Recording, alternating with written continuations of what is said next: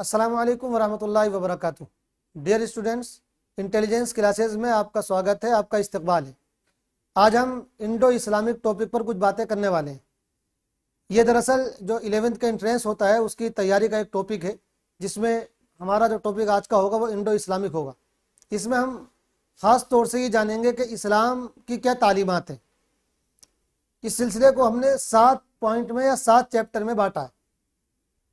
तो हम इन 7 चैप्टर्स के बारे में पढ़ेंगे पहले इंशाअल्लाह, उसके बाद कुछ और चीज़ें पढ़ेंगे। सबसे पहली जो चीज़ है वो ये कि हमारे टॉपिक के 2 हिस्से, अकायद और इबादत। अकीदे का मतलब होता है वो चीज़ें जिनको हम दिल से मानते हैं। पूरा जो इस्लाम हमारा, उस इस्लाम के 2 बड़े डिपार्टमेंट हैं, 2 बड़े हिस्से हैं। एक का ताल्लुक है अकीदे से और एक का ताल्लुक है अमल से।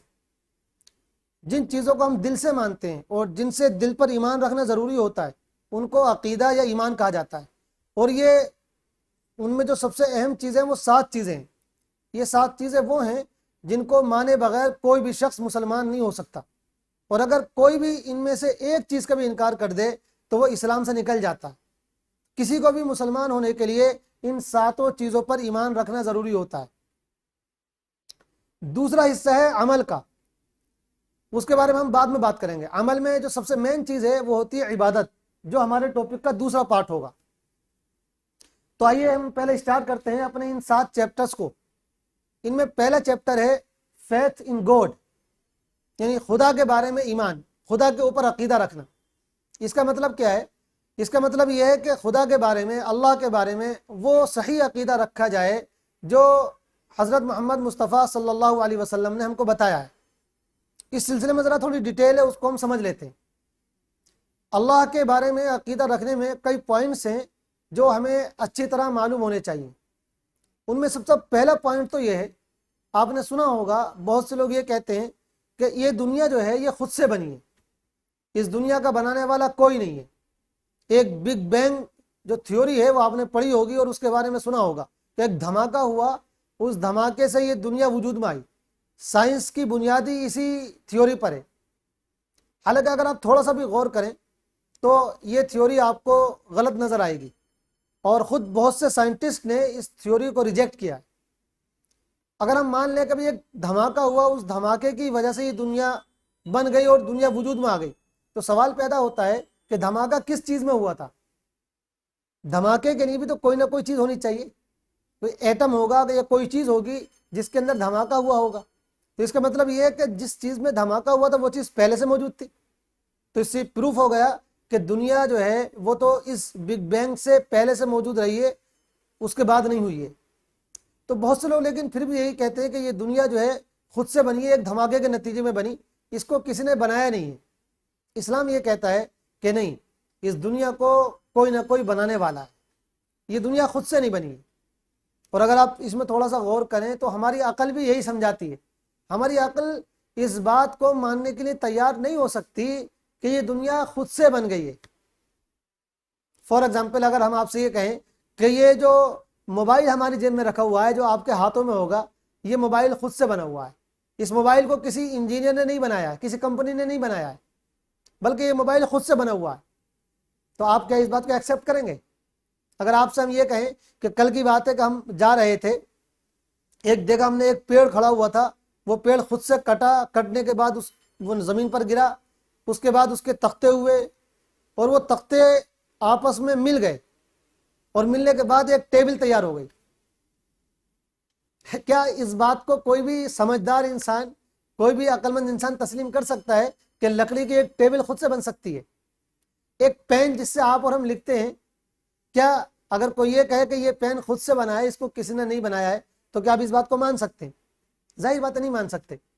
तो जब एक पेन खुद से नहीं बन सकता, एक टेबल खुद से नहीं बन सकती, एक मोबाइल फ़ोन खुद से नहीं बन सकता, जबकि तो बहुत छोटी छोटी चीज़ें। और मोबाइल अगरचे एक अच्छी मशीन है, लेकिन मोबाइल के फीचर्स जो हैं वो इस कायनात के बारे में, जो फीचर्स हैं कायनात के अंदर, उनके सामने बहुत थोड़े से, कुछ भी नहीं है। तो जब आप इस मोबाइल के बारे में ये नहीं मान सकते कि ये खुद से बन गया, तो इतना बड़ा जो ब्रह्मांड है, इतना बड़ा जो यूनिवर्स है, इतनी बड़ी जो कायनात है, ये खुद से कैसे बन सकती है?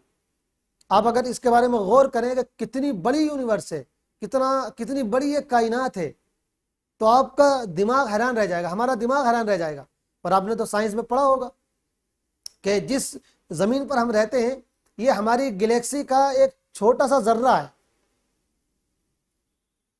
पूरी दुनिया में, पूरे कायनात में अरबों खरबों गैलेक्सीज हैं, और हमारी जो गैलेक्सी है फिर उसमें एक सोलर सिस्टम होता है।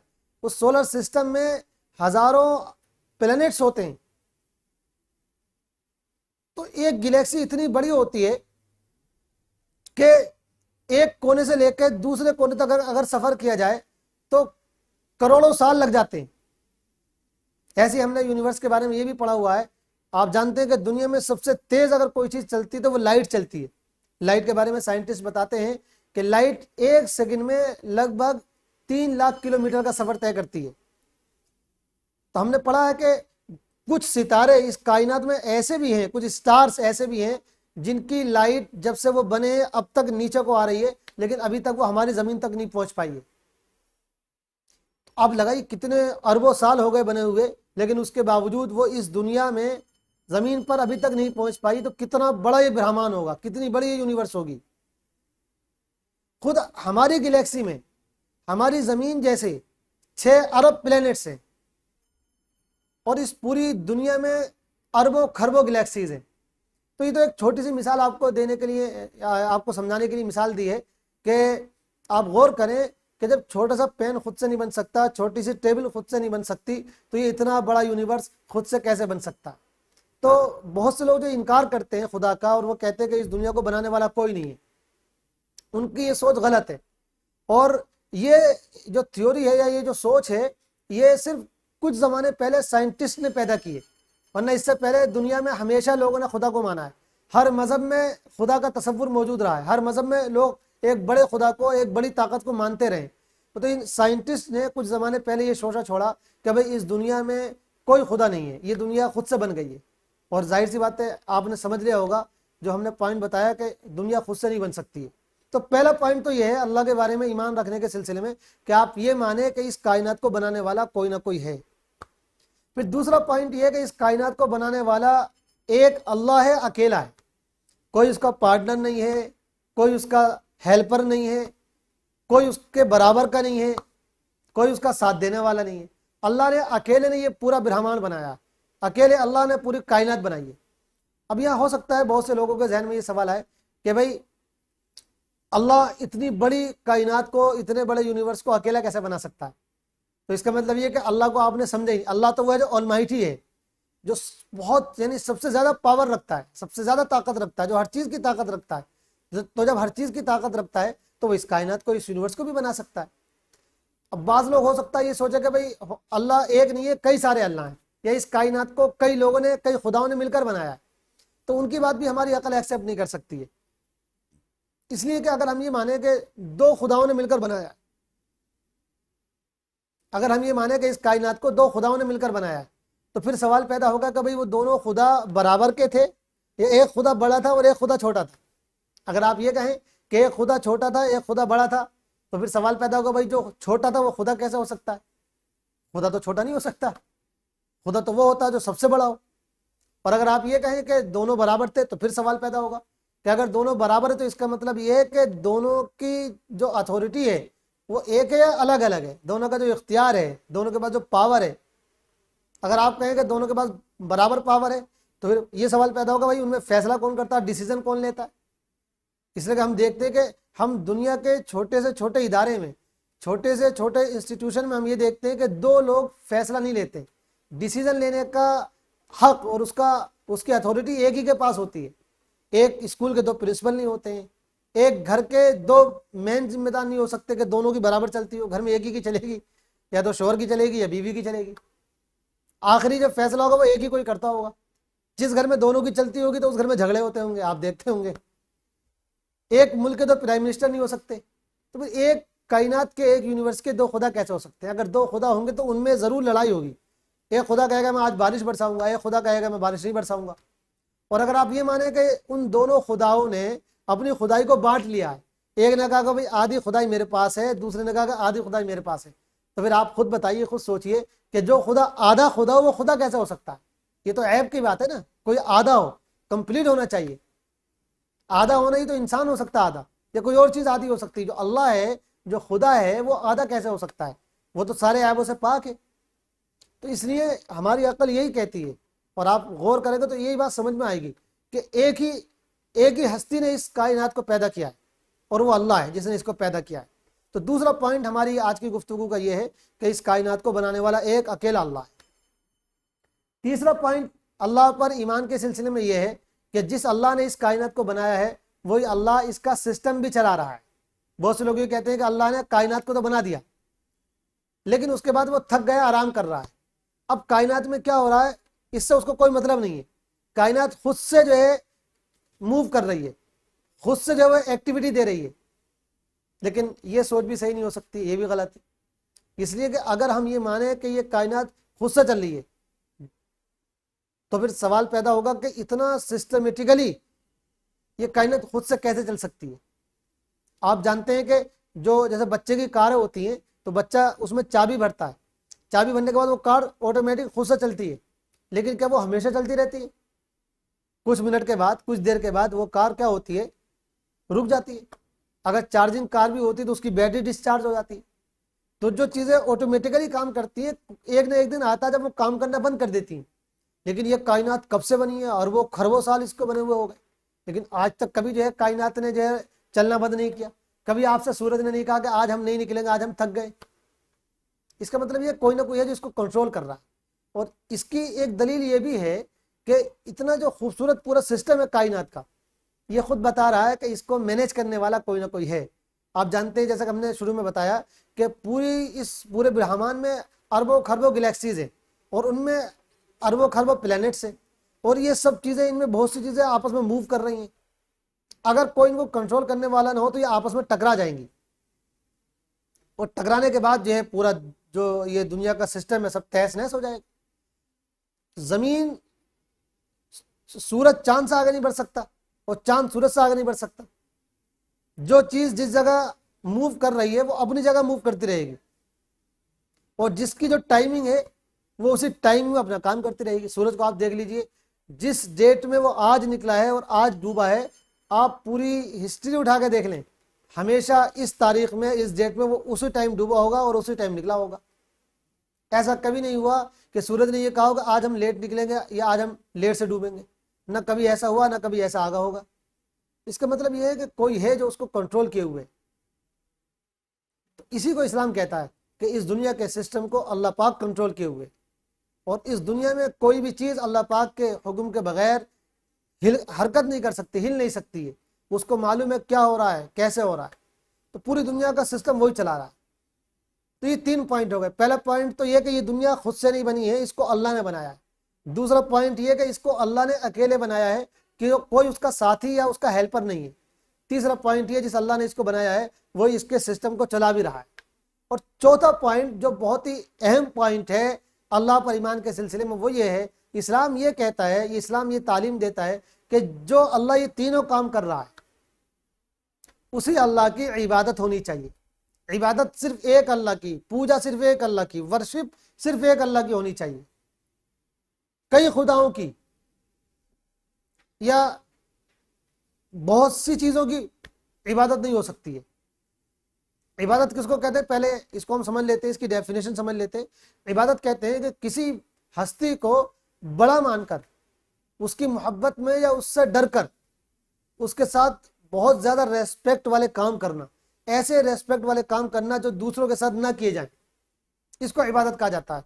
फॉर एग्जाम्पल जैसा सजदा करना, यानी अपने माथे को किसी के आगे झुका देना, किसी से दुआ मांगना, प्रार्थना करना, किसी के नाम पर चढ़ावे चढ़ाना, तो ये सारी चीज़ें इबादत कहलाती हैं। तो इस्लाम ये कहता है कि ये सारे काम जो इबादत वाले काम हैं ये ओनली सिर्फ अल्लाह के लिए होने चाहिए, अल्लाह के अलावा किसी और के लिए नहीं होने चाहिए। चाहे वो इंसानों में से हो, चाहे वो जानवरों में से हो, चाहे वो कोई दूसरी मखलूक हो, किसी के साथ भी ये काम नहीं हो सकते। ना नबी के साथ हो सकते हैं, ना नबी के अलावा किसी और के साथ हो सकते हैं। लिहाजा सजदा है, सजदा सिर्फ अल्लाह को होगा, ना नबी को होगा, ना किसी वली को होगा, ना किसी बुजुर्ग को होगा, ना किसी और को होगा। ऐसी दुआ मांगनी है तो सिर्फ अल्लाह से मांगी जाएगी, अल्लाह के अलावा दुआ ना किसी नबी से मांगी जाएगी, ना किसी बुजुर्ग से मांगी जाएगी, ना किसी और मखलूक से मांगी जाएगी। ऐसी किसी के नाम पर चढ़ावे चढ़ाना है तो चढ़ावे भी सिर्फ अल्लाह के नाम पर चढ़ाए जाएंगे। जानवर कुर्बान करना है तो सिर्फ अल्लाह के नाम पर कुर्बान होगा, अल्लाह के अलावा न किसी नबी के नाम पर कुर्बान होगा, न किसी वली के नाम पर कुर्बान होगा, न किसी और मखलूक के नाम पर कुर्बान होगा। तो इबादत सिर्फ अल्लाह की होगी। और इसीलिए यानी अल्लाह की इबादत सिर्फ इसलिए होगी कि जो अल्लाह हमारे साथ सारे काम कर रहा है, जो हमारा रब है, जिसने हमको पैदा किया है, जो हमारी सारी नीड्स पूरी कर रहा है, इस पूरे कायनात की नीड्स पूरी कर रहा है, जो इस पूरे कायनात के सिस्टम को चला रहा है, जिसने ये पूरी कायनात बनाई है, तो जो सारे काम अकेला कर रहा है, तो फिर उसकी इबादत में दूसरों को पार्टनर कैसे बनाया जा सकता है? वो कैसे इस बात को अलाउ कर सकता है कि सारे काम तो हम कर रहे हैं लेकिन तुम हमारे अलावा भी दूसरों को खुदा बनाओ? अल्लाह तो बहुत ज्यादा गैरत वाला है, ये काम तो बेगैरत भी नहीं कर सकता। एक मुल्क का प्राइम मिनिस्टर भी ये नहीं कह सकता कि जब पूरे मुल्क के सिस्टम को मैं देख रहा हूं तो तुम मेरे अलावा दूसरों को भी प्राइम मिनिस्टर मानो, या मुझे बड़ा प्राइम मिनिस्टर मानो, मेरे अलावा छोटे प्राइम मिनिस्टर और भी मान लो। कभी कोई प्राइम मिनिस्टर ये बात नहीं कह सकता। कोई कहेगा तो उसको, यानी कोई अगर ऐसा करेगा कि वो एक प्राइम मिनिस्टर के अलावा अपने मुल्क के दूसरे प्राइम मिनिस्टर मानता होगा एक ही टाइम में, तो उसको बागी कहा जाएगा। तो ऐसे अल्लाह पाक कैसे इस बात को बर्दाश्त कर सकता है? अल्लाह पाक इसीलिए फरमाता कि लिहाजा जब मैं सारे काम कर रहा हूँ, सारी चीज़ों की ज़रूरत मैं पूरी कर रहा हूँ, तो फिर इबादत भी मेरे अकेले की करो। कुरान में बहुत सी जगह ये बात कही गई है कि या अय्युहन्नासु उअ्बुदू रब्बकुम अल्लज़ी खलक़कुम वल्लज़ीना मिन क़ब्लिकुम लअल्लकुम तत्तक़ून।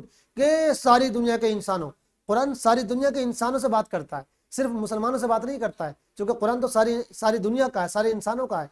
तो अल्लाह पाक कुरान में फरमाते हैं कि सारे इंसानों, उअ्बुदू रब्बकुम, अपने उस रब की पूजा करो, वर्शिप करो, इबादत करो, अल्लज़ी खलक़कुम, जिसने तुमको पैदा किया है, वल्लज़ीना मिन क़ब्लिकुम, और जिसने तुमसे पहले वालों को पैदा किया था, लअल्लकुम तत्तक़ून, ताकि तुम सही रास्ते पर चल सको और तुम्हारे अंदर अल्लाह का डर पैदा हो सके।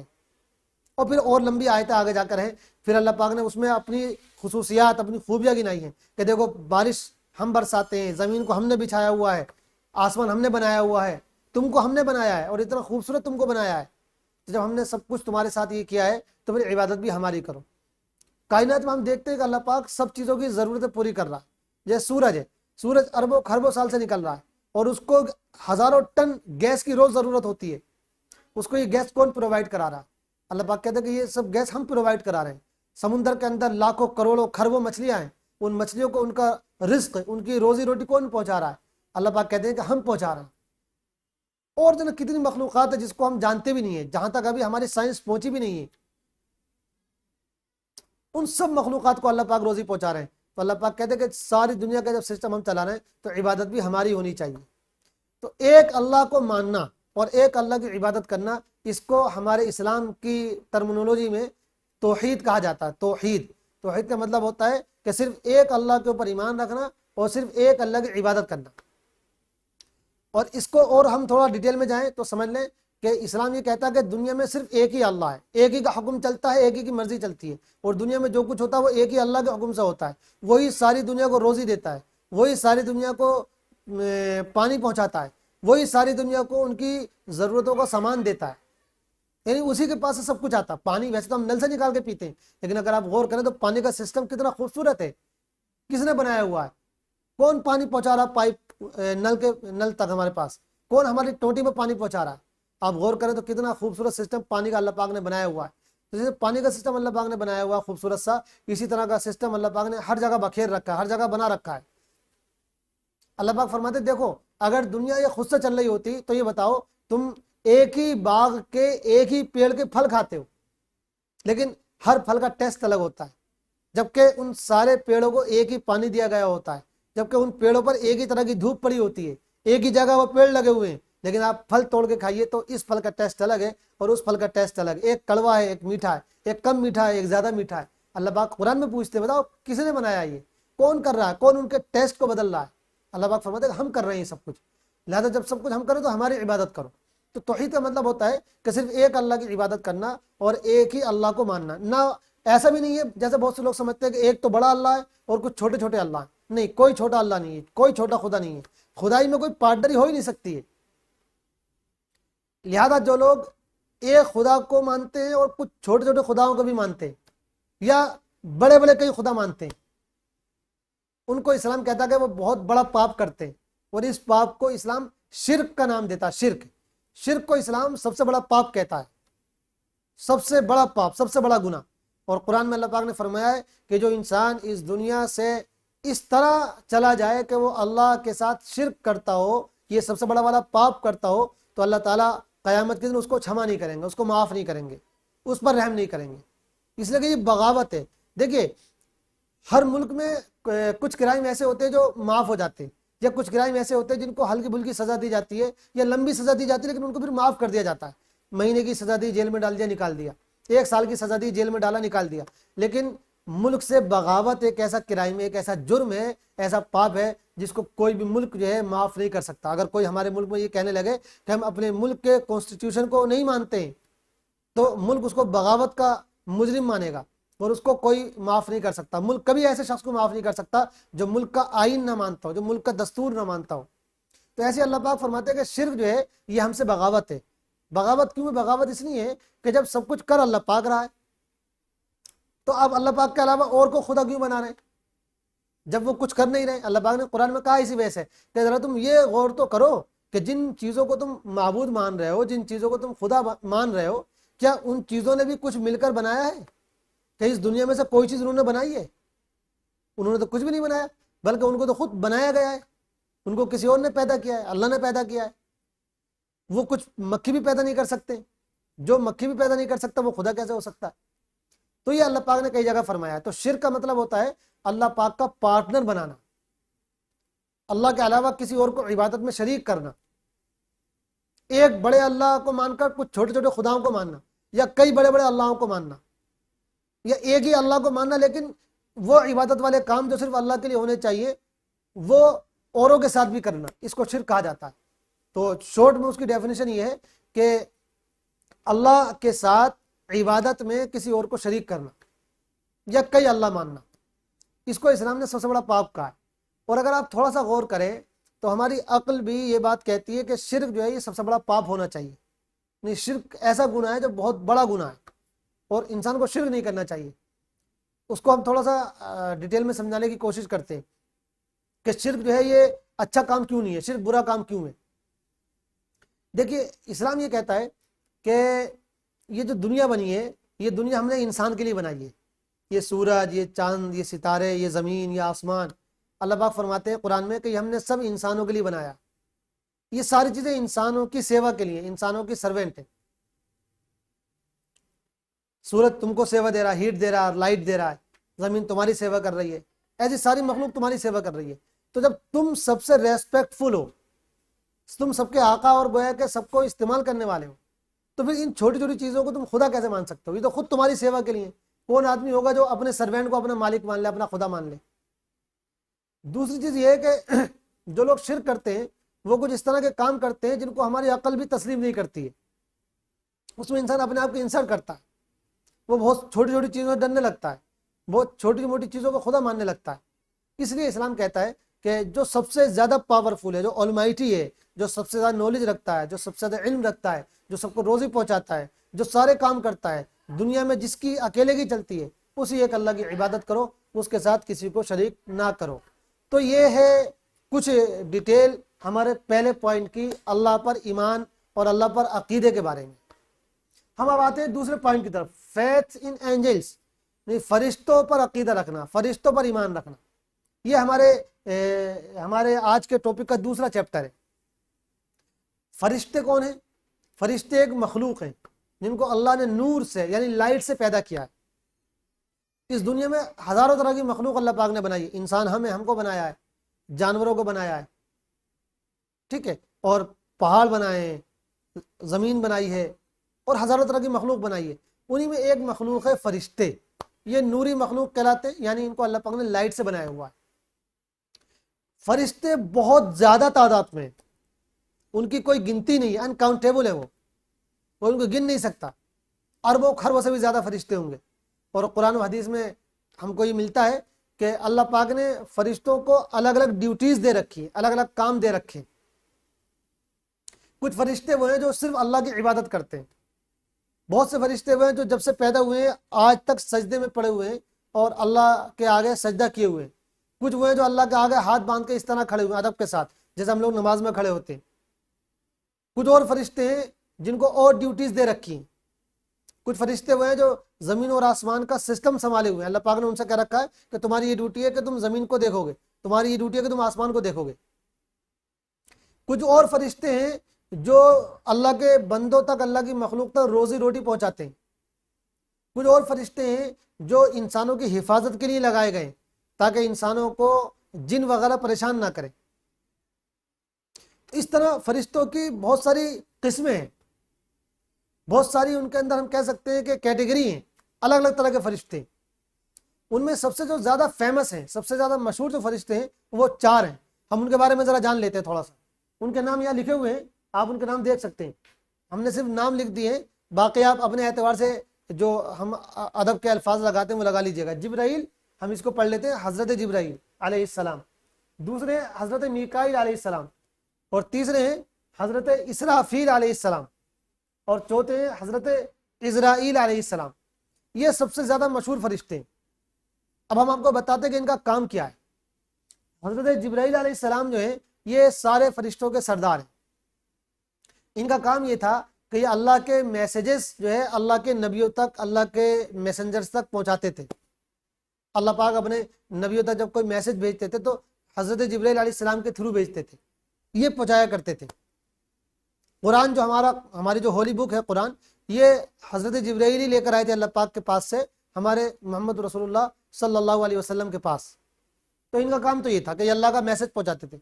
दूसरे हैं मीकाईल अलैहिस्सलाम। इनका काम ये है कि ये सारी मखलूक तक, सारी क्रिएशन तक रोज़ी और रोटी पहुंचाते हैं, और बारिश का सिस्टम इनके सुपुर्द है, बारिश की ड्यूटी इनके जिम्मे है। अल्लाह पाक ने इनको कह रखा कि भाई बारिश बरसानी है, कहाँ बरसानी है, कहाँ नहीं बरसानी है, उनको अल्लाह पाक समझा देते हैं। उसके अकॉर्डिंग ये अल्लाह के हुक्म को फॉलो करते हैं और फिर बारिश बरसाते हैं। तो इनका काम है बारिश बरसाना और सारी दुनिया को, सारी मखलूक को रोज़ी रोटी पहुँचाना। तीसरे फरिश्ते इसराफील अलैहिस्सलाम, हज़रत इसराफील अलैहिस्सलाम। इनका काम बहुत ख़तरनाक है। ये अभी कोई ऐसा काम तो नहीं कर रहे हैं, ये वेट कर रहे हैं उस काम के लिए जिस काम के लिए अल्लाह पाक ने इनको पैदा किया है। क्या इनका काम है?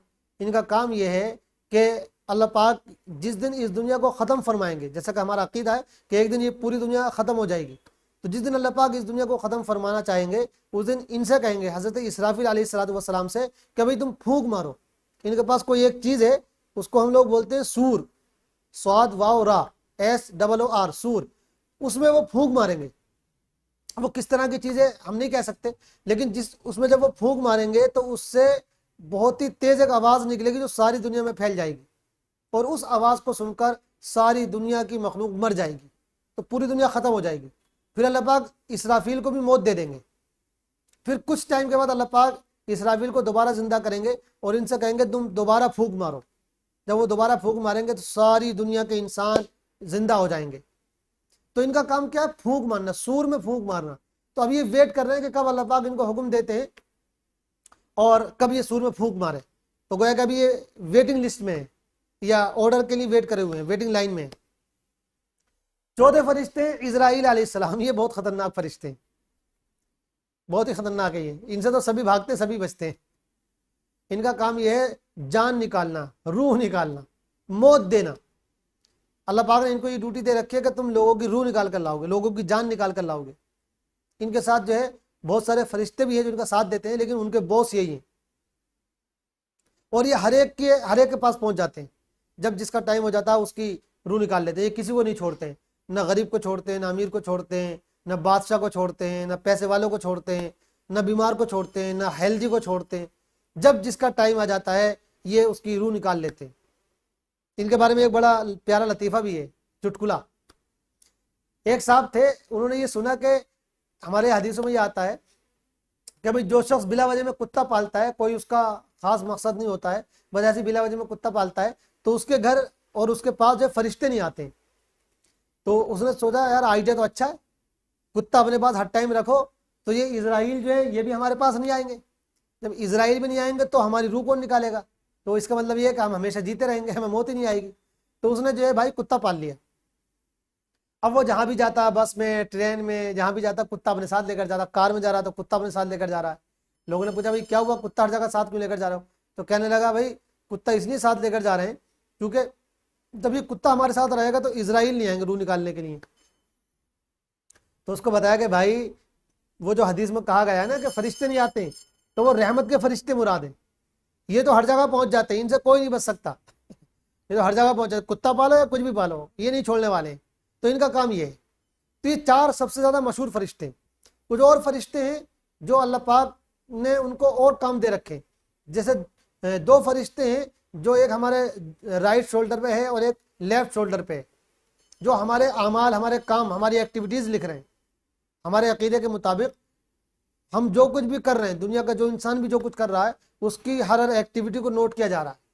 तो जब कोई अच्छा काम करते हैं तो ये राइट शोल्डर वाले फरिश्ता लिख लेता है, और जब हम कोई बुरा काम करते हैं, ऐसा काम जिससे अल्लाह पाक नाराज होता है, तो ये लेफ्ट शोल्डर वाला फरिश्ता लिख लेता है। इन फरिश्तों को किरामन कातिबीन कहा जाता है। किरामन कातिबीन, कुरान में भी इनका नाम आया हुआ है। 2 फरिश्ते और हैं जिनका नाम है मुनकर नकीर। मुनकर नकीर, जब इंसान मरकर कब्र में चला जाता है, या अगर कब्र में उसको दफन ना भी किया जाए, उसको जला दिया जाए, या उसको शेर खा जाए, या वो नदी में डूब जाए, तो मरने के बाद जो जिंदगी शुरू होती है, चाहे वो किसी भी तरह कब्र में हो, या उसको जो है जला दिया जाए, या उसको जो है पानी में कोई डुबो दे, पानी में डूब जाए, या उसको शेर चीता खा जाए, कहीं भी वो हो, मरने के बाद जो दूसरी लाइफ शुरू होती है, उस लाइफ में उससे सवाल जवाब जो फरिश्ते करते हैं, वो यही मुनकर नकीर है। ये क्या सवाल जवाब करते हैं? ये सवाल जवाब करते हैं, भाई तुम जिंदगी कैसी गुजार कर आए, किसको तुम अल्लाह मानते थे, किसको तुम खुदा मानते थे, इस तरह के उससे सवाल होते हैं। तो ये जो फरिश्ते सवाल करते हैं, उनका नाम है मुनकर नकीर। 2 फरिश्ते और हैं। एक वो फरिश्ता है जो जन्नत का जिम्मेदार है, जन्नत का दारोगा है। एक वो फरिश्ता है जो जहन्नम का दारोगा है, जहन्नम का जिम्मेदार है। जन्नत के दारोगा का नाम है रिजवान, और जहन्नम के दारोगा का नाम है मालिक। तो ये 7-8 फरिश्ते हमने आपको बताए, इनका नाम आप अच्छी तरह याद कर लीजिएगा। अब फरिश्तों के बारे में 1-2 बातें हम आपको और बता देते हैं। आपके जहन में आया होगा कि फरिश्तों को अल्लाह पाक ने क्यों पैदा किया है। तो देखिए, जैसे अल्लाह पाक ने इंसानों को अपनी इबादत के लिए पैदा किया है, ऐसे ही अल्लाह पाक ने फरिश्तों को बहुत सारे कामों के लिए पैदा किया है। और फिर फरिश्तों को अल्लाह पाक ने बहुत सारी ड्यूटीज दे रखी है। आप सोच सकते हैं कि अल्लाह पाक ये काम खुद से नहीं कर सकते थे, जो अल्लाह पाक ने फरिश्तों को ड्यूटीज दे रखे, काम दे रखे, अल्लाह पाक कर सकते थे, लेकिन अल्लाह पाक हर चीज को सिस्टमेटिकली करना चाहते हैं। अल्लाह पाक की अपनी मर्जी है, वो जैसे चाहे वैसे करें, उनसे पूछने वाला कोई कौन होता है। तो अल्लाह पाक हर चीज को सिस्टम के साथ करना चाहते हैं, खूबसूरत अंदाज में करना चाहते हैं। इसलिए कुरान की आयत है कि अल्लाह पाक ने जब इस पूरी जमीन और आसमान को बनाया, तो अल्लाह पाक ने 6 जमानों में बनाया। तो अल्लाह पाक तो 1 सेकंड में भी बना सकते हैं, अल्लाह पाक तो ऑलमाइटी है, कुछ भी कर सकते हैं। तो अल्लाह पाक ने 6 दिनों में या 6 जमानों में क्यों बनाया? सिस्टम के साथ, सिस्टम के एतबार से बनाया अल्लाह पाक ने। ऐसे अल्लाह पाक ने इंसान को जब पैदा करता अल्लाह पाक, तो पहले वो छोटा बच्चा होता है, फिर बड़ा होता है, फिर जवान होता है, फिर बूढ़ा होता है। तो अल्लाह पाक चाहते तो इंसान को जवानी पैदा करते। ऐसा ये ग्रोथ क्यों हो रही है छोटे से लेकर बड़े तक? तो ये अल्लाह पाक का सिस्टम है।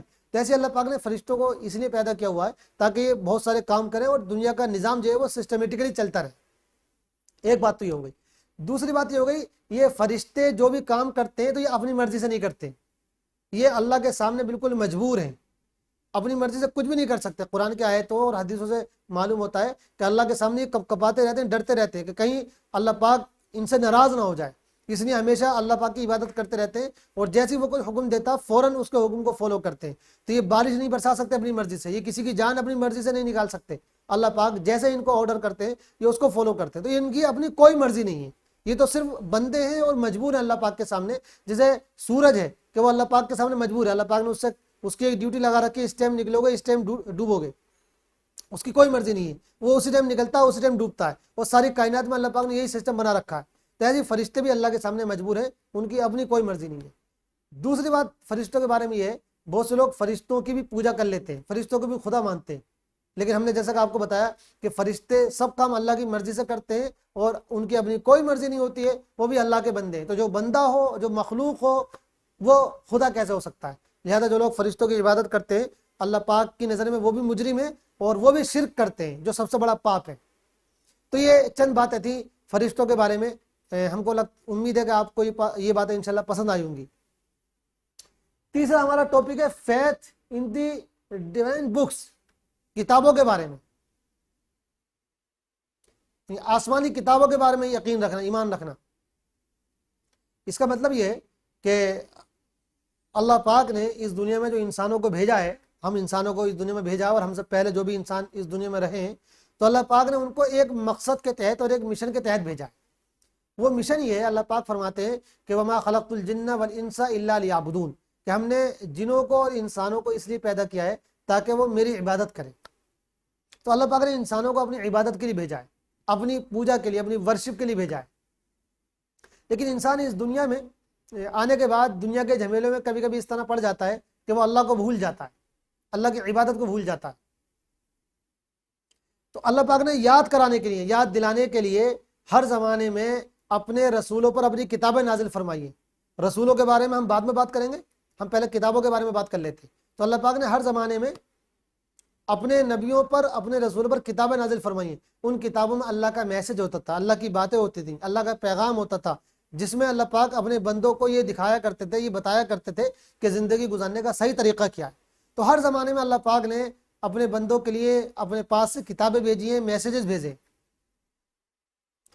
बहुत सारी किताबें अल्लाह पाक ने भेजी, लेकिन इस टाइम हमारे पास जो हिस्ट्री मौजूद है, दुनिया में पाई जाती है, उस हिस्ट्री में उन पुरानी किताबों का जिक्र नहीं मिलता है। हिस्ट्री ख़त्म हो गई, नापैद हो गई, क्योंकि हिस्ट्री बहुत बाद में लिखी गई है, पुरानी हिस्ट्री मिलती नहीं है।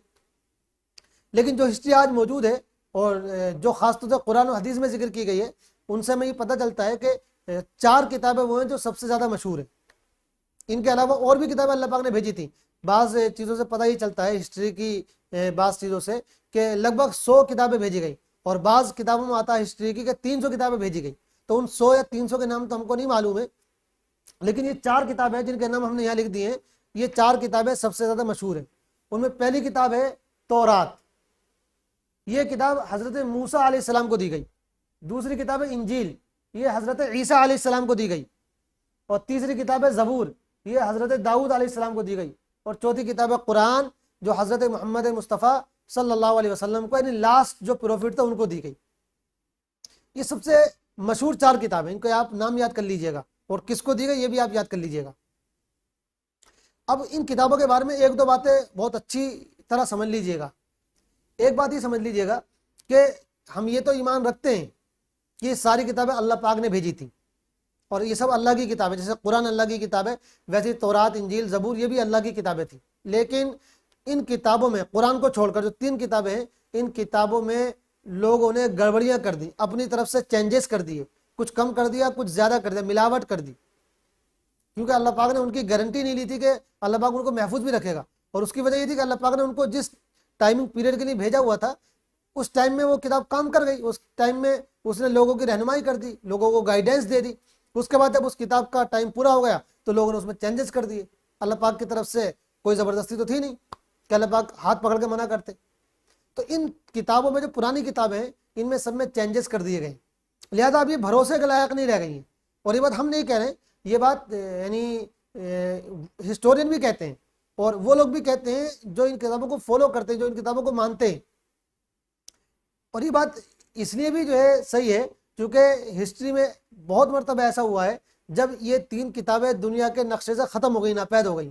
बाद में लोगों ने अपनी याददाश्त उनको लिख लिया, पता नहीं क्या लिखा, कैसे लिखा, और वो भी जो है जो लिखा गया उनको, वो भी ओरिजिनल बुक से नहीं लिखा गया, बल्कि उस ओरिजिनल बुक का एक ट्रांसलेट था, उस ट्रांसलेट से जो है उसको बाद में कॉपी किया गया, लिखा गया। इसलिए इनका कोई भरोसा नहीं है कि इसमें कितनी बातें ओरिजिनल है और कितनी बातें इसमें चेंज हो गई है। लिहाजा अब इन किताबों को फॉलो नहीं किया जा सकता, क्योंकि हम नहीं कह सकते कि इसमें जो बातें वो अल्लाह की अपनी बातें हैं जो अल्लाह पाक ने उतारी थी, या लोगों ने जो मिला दी वो बातें। तो जब उसमें शक पैदा हो गया, डाउट पैदा हो गया, तो ऐसी किताब को फॉलो नहीं किया जा सकता। एक बात। दूसरी बात यह कि कुरान में अल्लाह पाक ने फरमाया है कि हमने जो पुरानी किताबें उतारी थी उनको अब आपको फॉलो नहीं करना है। उनका जो हुक्म था वो पहले था, अब उनका हुक्म ख़त्म कर दिया गया है। अब जो हमने नई किताब उतारी है कुरान, आपको उसको फॉलो करना है। ये तो आपको मानना है कि ये किताबें भी अल्लाह की किताबें थी, अल्लाह ने भेजी थी, लेकिन अल्लाह पाक फरमाते हैं कि अब हम ये कह रहे हैं कि उनको फॉलो नहीं करना है। इताअत या इत्तिबा यानी फॉलो, ये सिर्फ आपको कुरान को करना है। और ये बिल्कुल सही बात है, और इसलिए सही बात है कि देखिए दुनिया में हर जगह क्या होता है, जो लेटेस्ट कानून होता है सब उसी को फॉलो करते हैं। फॉर एग्जाम्पल हमारे मुल्क में इस टाइम जो कानून चल रहा है उसी को फॉलो करेंगे, और हमारे कानून में कुछ चीज़ें ऐसी भी होती हैं जो अभी 10 साल पहले, 20 साल पहले चेंज हुई है, अमेंडमेंट जिनमें हुआ होता है। अगर आप अमेंडमेंट से पहले वाले कानून को फॉलो कर लें तो आप कानून के फॉलोवर्स नहीं कहलाएंगे, आप मुजरिम कहलाएंगे, चूंकि गवर्नमेंट ये कहेगी, हुकूमत ये कहेगी, पार्लियामेंट ये कहेगी कि भाई जो कानून चेंज कर दिया गया है, बदल दिया गया है, जिसमें अमेंडमेंट कर दिया गया है, आप उसको अब फॉलो नहीं करेंगे। जबकि हम ये तो मानते हैं कि वो कानून भी हमारे मुल्क का ही था, वो हमारे कॉन्स्टिट्यूशन का हिस्सा था, लेकिन अब वो जो है उस पर अमल नहीं किया जाएगा, उसको फॉलो नहीं किया जाएगा। फॉलो हम उस कानून को करेंगे जो अमेंडमेंट के बाद अब जो लेटेस्ट कानून है। तो ऐसी तौरात या इंजील या ज़बूर ये अल्लाह का कानून थी, ये किताबें भी, इनमें भी अल्लाह ने अपना कानून बयान किया था, लेकिन ये कानून अल्लाह पाक ने जो बयान किया था अब उसकी मियाद, उसकी जो लिमिट थी एक, वो ख़त्म हो गई है। अब जो नया वर्जन है, लेटेस्ट जो एडिशन है अल्लाह पाक के कानून का, वो है कुरान, लिहाजा उसको फॉलो किया जाएगा।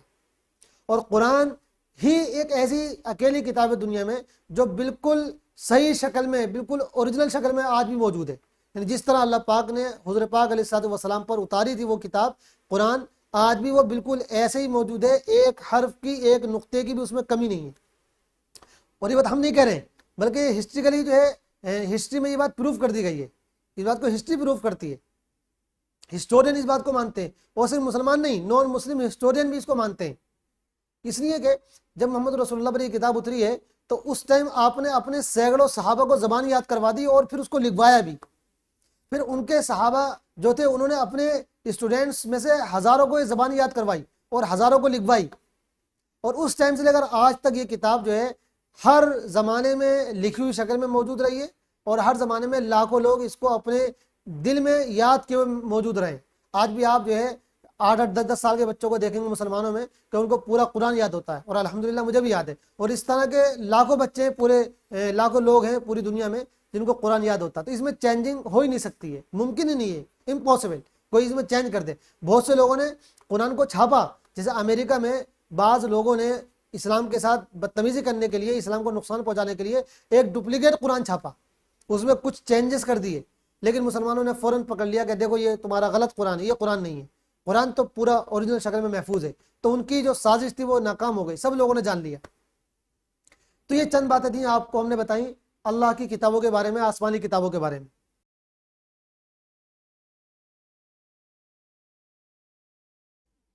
तो 3 चैप्टर हमारे यहाँ कंप्लीट हो गए। हमारा चौथा चैप्टर है faith in messengers of God, यानी खुदा के नबियों या खुदा के पैगंबरों पर ईमान रखना। इसको हम कहते हैं खुदा के नबी या खुदा के रसूल। नबी और रसूल ये 2 वर्ड हैं, लेकिन दोनों में बहुत ज़्यादा डिफरेंस नहीं है, बहुत छोटा सा मामूली सा डिफरेंस है, वो भी हम आपको बता देते हैं। रसूल कहा जाता है ऐसे नबी को जिसको अल्लाह पाक ने कोई न्यू बुक भी दी हो, जिसको अल्लाह पाक ने नई किताब भी दी हो, उसको रसूल कहा जाता है। और नबी कहा जाता है जिसको अल्लाह पाक ने अपना मैसेज तो भेजा हो, लेकिन उसको कोई नई बुक ना दी हो, नई किताब ना दी हो, बल्कि जो पहले नबी की किताब चली आ रही हो वो उसी को फॉलो करता हो। तो रसूल उसको कहेंगे जिसको नई किताब दी गई हो, और नबी उसको कहेंगे जिस पर अल्लाह की वही, अल्लाह का पैगाम तो आता हो, लेकिन उसको कोई अलग से स्पेशल न्यू बुक ना दी गई हो। तो नबी और रसूलों के बारे में हम बात कर रहे थे। अल्लाह पाक ने इस दुनिया में जब से इंसानों को बनाया है, उनको समझाने के लिए, उनको सही रास्ता दिखाने के लिए हर ज़माने में अपने कुछ ख़ास बंदों को मुंतखब करके, उनको सेलेक्ट करके नबी और रसूल के मनसब पर उनको बिठाया है। और जो सबसे पहले इंसान थे हज़रत आदम अलैहिस्सलाम, वो सबसे पहले इंसान भी थे और सबसे पहले रसूल भी थे। उसके बाद अल्लाह पाक ने हर ज़माने में रसूल और नबी भेजे। जैसा कि हमने आपको किताबों के बारे में जो गुफ्तगू की थी उसमें आपको बताया था कि अल्लाह पाक ने हर ज़माने में किताबें उतारी, ऐसे अल्लाह पाक ने हर ज़माने में नबी और रसूल भी भेजे। सबसे पहले इंसान हज़रत आदम नबी भी थे, रसूल भी थे। उसके बाद फिर अल्लाह पाक ने बहुत सारे नबी और रसूल भेजे, जिनमें से कुछ के नाम यहाँ लिखे हुए हैं। 4 नाम तो ऊपर जो किताबें हमने बताई थी आपको उनमें आ गए थे। हज़रत मूसा अलैहिस्सलाम, हज़रत ईसा अलैहिस्सलाम, हज़रत दाऊद अलैहिस्सलाम और हज़रत मोहम्मद मुस्तफ़ा सल्लल्लाहु अलैहि वसल्लम। इनके अलावा कुछ और रसूलों के नाम हमने यहाँ लिख दिए। हज़रत आदम अलैहिस्सलाम, हज़रत नूह अलैहिस्सलाम, हज़रत सुलेमान अलैहिस्सलाम, हज़रत इब्राहीम अलैहिस्सलाम और हज़रत याकूब अलैहिस्सलाम और हज़रत यूसुफ अलैहिस्सलाम। इनके अलावा और भी कुछ नाम हैं, तकरीबन 26 नाम कुरान में बयान किए गए। लेकिन कितने रसूल आए, कितने नबी आए पूरी दुनिया में, इनकी कोई गिनती नहीं है। जैसा कि हमने आपको किताबों के बारे में भी बताया था, चूँकि पुरानी हिस्ट्री वो महफूज नहीं रह पाई है, लेकिन बाज़ चीज़ों से ऐसा अंदाज़ा होता है कि लगभग 1,24,000 रसूल और नबी इस दुनिया में अल्लाह पाक ने भेजे थे, हर ज़माने में लोगों को समझाने के लिए। और पहले जो रसूल और नबी आते थे वो इलाके वाइज आते थे, यानी जैसा अलीगढ़ के लिए अलग रसूल हैं, मुरादाबाद के लिए अलग रसूल हैं, ठीक है, दिल्ली के लिए अलग रसूल, अलग नबी हैं। और एक एक टाइम में कभी कभी कई रसूल और कई नबी भी होते थे। बल्कि ऐसा भी हुआ है कि एक ही शहर में एक ही टाइम में 2 नबी या 2 रसूल भी हुए। तो जैसा अल्लाह पाक को लगता था कि लोगों को ज़रूरत है, अल्लाह पाक इस तरह रसूल और नबी भेजा करते थे। सबसे लास्ट में सबसे आखिरी रसूल हज़रत मोहम्मद मुस्तफ़ा सल्लल्लाहु अलैहि वसल्लम को भेजा गया। और आपको जो भेजा गया तो 2 आपके अंदर ऐसी खुसूसियतें हैं, ऐसी खूबियाँ हैं जो पुराने रसूलों में नहीं थी। एक तो ये कि आपको किसी ख़ास इलाके के लिए नहीं भेजा गया, बल्कि आपको पूरी दुनिया के लिए भेजा गया। लिहाजा चाहे हिंदुस्तान हो, चाहे पाकिस्तान हो, चाहे अमेरिका हो, चाहे यूरोप हो, चाहे ऑस्ट्रेलिया हो, कहीं के भी मुसलमान, कहीं के भी हिंदू भाई, कहीं के भी दूसरे मज़हब के मानने वाले हमारे भाई हो, उन सब की तरफ हज़रत मोहम्मद मुस्तफ़ा सल्लल्लाहु अलैहि वसल्लम को रसूल बनाकर भेजा गया है। तो पहली बात तो ये समझ ली जाए कि बहुत से लोग ये समझते हैं कि मोहम्मद साहब जो है वो सिर्फ मुसलमानों के रसूल हैं। मोहम्मद साहब सिर्फ मुसलमानों के रसूल नहीं हैं, बल्कि वो तो अल्लाह के मैसेंजर हैं। जब अल्लाह पाक सबका है तो मोहम्मद साहब सबके क्यों नहीं है, सबके क्यों नहीं है? जब अल्लाह पाक सबका है तो मोहम्मद साहब मुसलमानों के कैसे हो सकते हैं? क्या अल्लाह पाक सिर्फ मुसलमानों का है? तो जिस तरह अल्लाह पाक सबका है, सारे इंसानों का है, सारे मुसलमानों का, सारे हिंदू भाइयों का, सारे सिख भाइयों का और सारे मजहब वालों का अल्लाह पाक है, उसी तरह अल्लाह पाक ने जो अपना लास्ट मैसेंजर भेजा है यानी हज़रत मोहम्मद को भेजा है, वो भी सबके लिए भेजे गए। तो पहली बात तो ये हो गई। दूसरी बात ये हुई कि हज़रत मोहम्मद साहब को जो भेजा गया है अब वो क़यामत तक के लिए भेजा गया है। अब कोई रसूल और नबी नहीं आएगा। इससे पहले क्या होता था कि हर रसूल के बाद दूसरा रसूल आता था, हर नबी के बाद दूसरा नबी आता था। लेकिन हज़रत मोहम्मद साहब के बाद ये बात तय कर दी गई है कि अब ये आखिरी मैसेंजर है, लास्ट मैसेंजर है। अब इनके बाद कोई नबी और कोई रसूल नहीं आएगा। इसलिए कि अब दुनिया आहिस्ता आहिस्ता अपने एंड की तरफ बढ़ रही है। और ये चीज़ जो है साइंस भी आहिस्ता आहिस्ता हमको प्रूव करवा रही है। जैसे कि सूरज के बारे में भी कहा जाता है कि सूरज की जो गैस है वो एक लंबे टाइम के बाद ख़त्म हो जाएगी। यानी ऐसा नहीं है कि उसकी गैस जो है वो हमेशा रहेगी और सूरज हमेशा इसी तरह हीट देता रहेगा, बल्कि एक जब टाइम आएगा तो सूरज की गैस ख़त्म हो जाएगी और सूरज जो है लाइट देना और हीट देना बंद कर देगा। इसका मतलब ये होगा कि दुनिया ख़त्म हो जाएगी। और साइंटिस्ट ये बताते हैं कि ऐसा बहुत जल्दी भी होने वाला है। जल्दी से मुराद 1-2 साल नहीं है, मतलब सैकड़ों साल या हज़ारों साल जो भी हो सकते हैं, ऐसा होने वाला है। तो मोहम्मद साहब चूँकि दुनिया के बिल्कुल आखिरी हिस्से में तशरीफ़ लाए हैं, यानी जब दुनिया एंड की तरफ बढ़ रही थी, तो इसलिए ये ऐलान कर दिया गया कि अब आखिरी रसूल यही होंगे, इनके बाद कोई रसूल कोई नबी नहीं आएगा। लिहाजा अगर कोई अब ये दावा करता है कि मैं नबी हूँ, मैं रसूल हूँ, अल्लाह का मैसेज मेरे पास आता है, तो इस्लाम ये कहता है कि वो शख्स झूठा है, वो झूठ बोल रहा है। अब अल्लाह का मैसेज किसी के पास नहीं आ सकता। और आपको ये भी बता दें कि ऐसा हुआ है, लोगों ने इस्लाम को बदनाम करने के लिए और इस्लाम में कुछ बातें अपनी तरफ से मिलाने के लिए बहुत कोशिश की, इस्लाम को गड़बड़ करने के लिए, लेकिन अल्हम्दुलिल्लाह कभी वो ऐसा कर नहीं पाए। इसलिए कि इस्लाम की हिफाजत ऐसी तरह हुई है कि उसमें कोई आदमी कितनी भी गड़बड़ी की कोशिश करे वो कर नहीं सकता। जैसे हमने आपको बताया कि लोगों ने डुप्लीकेट कुरान छापने की कोशिश की, लेकिन उनकी चोरी पकड़ ली गई। ऐसी बहुत से लोगों ने ये दावा किया कि वो नबी हैं, झूठा दावा किया, तो उनकी भी चोरी पकड़ ली गई और कह दिया गया कि अब कोई नबी नहीं हो सकता। खुद हमारे मुल्क हिंदुस्तान में अभी 100-150 साल पहले एक साहब गुजरे, उन्होंने भी ये कहा कि हमको नबी बनाया गया, हम नबी हैं। लेकिन सारी दुनिया के मुसलमानों ने उनको रिजेक्ट कर दिया, उनके दावे को किसी ने भी जो है एक्सेप्ट नहीं किया, सबने रिफ्यूज़ कर दिया उसको। इसी तरह और लोगों ने भी दावा किया। अभी प्रेजेंट टाइम में भी एक साहब और हैं जो ये दावा किए हुए हैं कि हमको भी अल्लाह पाक ने नबी बनाया हुआ है, लेकिन कुरान में और हदीस में साफ कह दिया गया है कि अब कोई नबी नहीं आएगा। हमारे प्यारे रसूल हज़रत मोहम्मद साहब ने फरमाया कि ला नबी या बादी, कि अब मेरे बाद कोई नबी पैदा नहीं होगा, मैं आखिरी रसूल हूँ। खुद कुरान की आयत है जो सबसे ऑथेंटिक बात है। कुरान में कहा गया कि वह ख़ातमुन नबीयीन, कि मोहम्मद साहब जो हैं ये सबसे आखिरी नबी हैं। तो आपका एक नाम ख़ातमुन नबीयीन भी है। इसको ख़ातमुन नबीयीन भी पढ़ सकते हैं और इसको ख़ातिमुन नबीयीन भी पढ़ सकते हैं, दोनों तरह पढ़ सकते हैं। इसका मतलब है आखिरी नबी, जिसके बाद अब कोई रसूल नहीं आएगा, जिसके बाद अब कोई नबी नहीं आएगा। इसलिए अब अगर किसी को मुसलमान होना है, अगर कोई ये चाहता है कि अल्लाह को खुश करने वाली ज़िंदगी गुजारे, अगर कोई चाहता है कि अल्लाह के सही हुक्म को फॉलो करे और उस मज़हब पर चले, उस रास्ते पर चले जो अल्लाह वाला रास्ता है, तो उसके लिए ज़रूरी है कि वो हज़रत मोहम्मद को फॉलो करे। हम मुसलमान सारे रसूलों पर ईमान रखते हैं, सारे नबियों को मानते हैं। हम हज़रत मूसा को भी मानते हैं, हज़रत ईसा को भी मानते हैं, और जितने भी नबी और रसूल गुजरे हम सबको ये मानते हैं कि वो अल्लाह के नबी थे, सच्चे थे, उन्होंने अल्लाह का मैसेज दुनिया तक पहुँचाया। लेकिन फॉलो सिर्फ हम हज़रत मोहम्मद को करते हैं। और सारी दुनिया के इंसानों से अल्लाह पाक भी यही फरमाते हैं कुरान में कि अब तुम सिर्फ मोहम्मद साहब को फॉलो करोगे।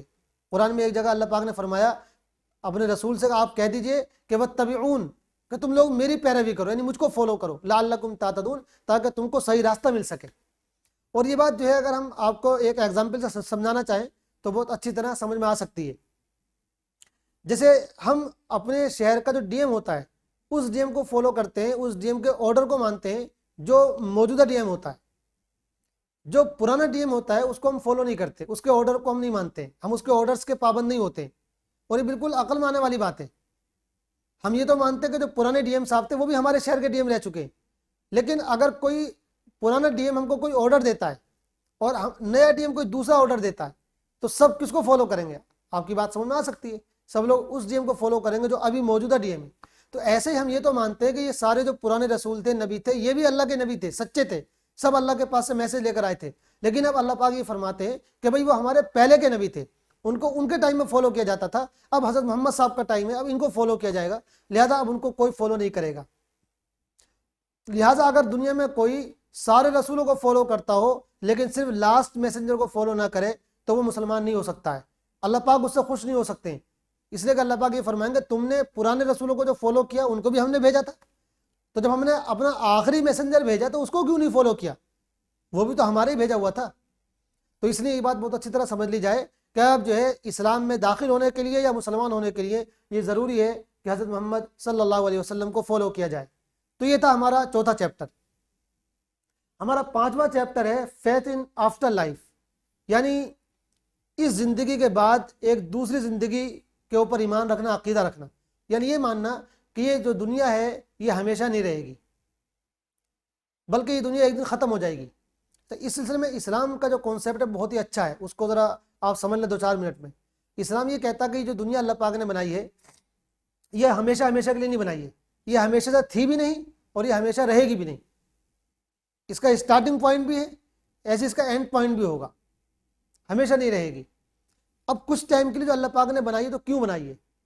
तो इस्लाम ये कहता है कि अल्लाह पाक ने ख़ास तौर से इसलिए बनाई है कि अल्लाह पाक इस दुनिया में इंसानों को बसाना चाहते थे। और इंसानों को क्यों बसाना चाहते थे? इंसानों को इसलिए बसाना चाहते थे ताकि इंसान अल्लाह को पहचाने और अल्लाह की इबादत करें। कुरान में कई जगह ये बात कही गई है। इसलिए सारी दुनिया को जो बनाया गया है वो इंसानों के लिए बनाया गया है, सारी दुनिया इंसान की सेवा के लिए बनाई गई है। और इंसान क्यों बनाया गया है? इंसान इसलिए बनाया गया है ताकि इंसान अल्लाह की इबादत करे।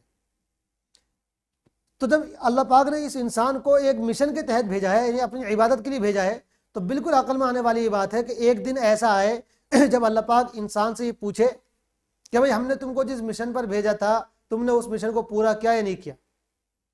देखिए दुनिया में हमेशा कोई भी आदमी बिला मकसद के कोई काम नहीं करता। आपका जो सर्वेंट होता है, आपका जो कोई क्लर्क होता है, आप उसको मार्केट भेजते हैं कि भाई ये सामान ले आओ, तो आप उसकी वापसी का इंतजार करते हैं और जब वापस आता है आप उससे पूछते हैं कि हमने जो काम आपको दिया था वो आपने किया कि नहीं किया। आप उससे सवाल करते हैं और आप उसका इंतजार भी करते हैं। ऐसे अल्लाह पाक ने इंसानों को जो दुनिया में भेजा है कुछ टाइम के लिए भेजा है, तो अल्लाह पाक इस इंतजार में भी है कि ये बंदे जब वापस जाएंगे तो अल्लाह पाक उनसे सवाल करेंगे, तो वापस जाना होगा गोया के। इसलिए इस्लाम ये कहता है कि ये दुनिया हमेशा के लिए नहीं बनी है बल्कि ये थोड़े टाइम के लिए बनाई गई है।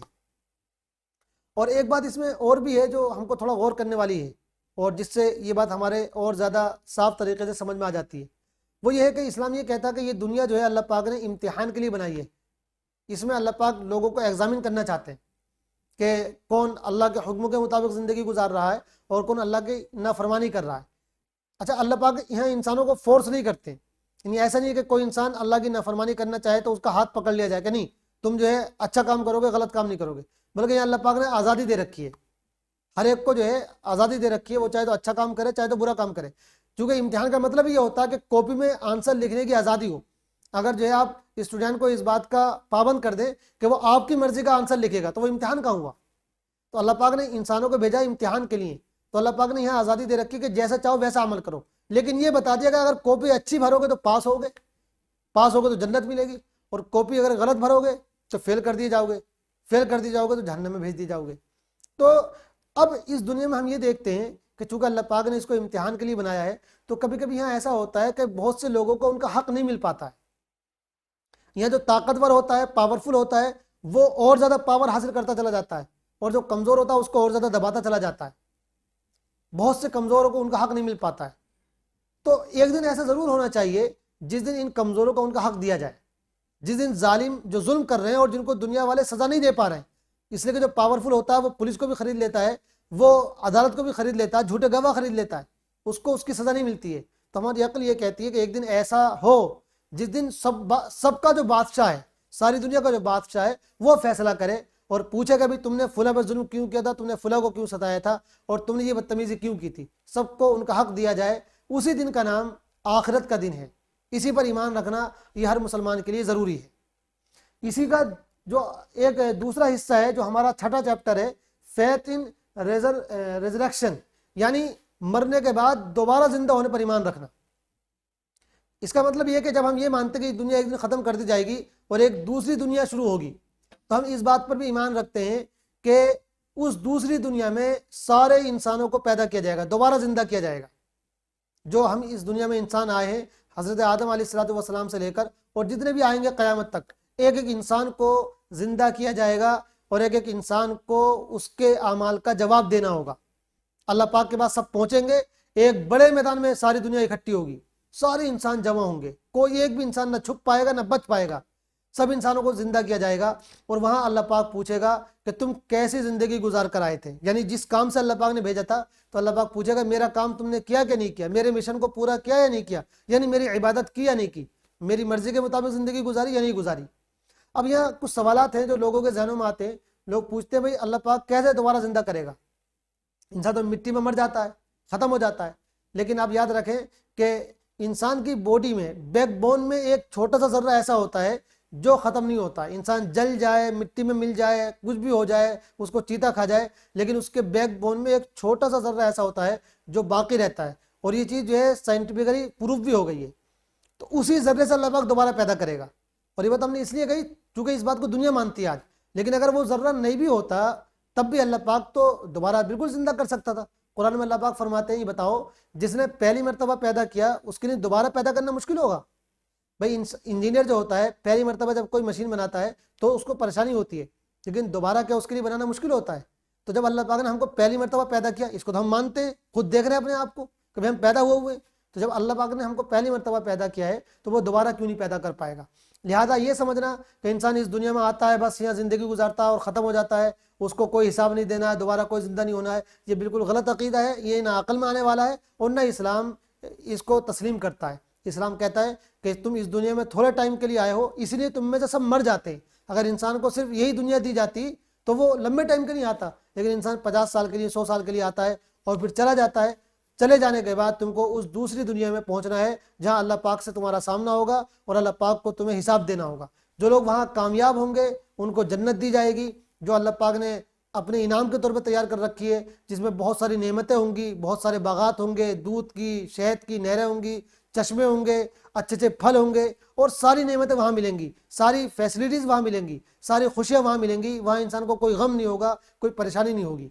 और जो लोग फेल हो जाएंगे इस दुनिया में, जिन्होंने अल्लाह के साथ शिर्क किया होगा, अल्लाह पर ईमान नहीं लाए होंगे, वहाँ उनको आखिरत में फेल करार दे दिया जाएगा और उनको जहन्नम में भेज दिया जाएगा। और जहन्नम बहुत ही सख्त जो है जगह है, उसको हम कह सकते हैं कि बहुत ही सख्त वो जेल है। वहाँ उनके लिए तरह तरह के अजाब होंगे, तरह तरह की तकलीफ़ें होंगी, खाने पीने के लिए कड़वे दरख्त होंगे, कड़वे फल होंगे, पीने के लिए बहुत ही खोलता हुआ पानी होगा, गंदा पीप होगा, गंदा खून होगा, इस तरह की चीज़ें उनको वहाँ पिलाई जाएंगी।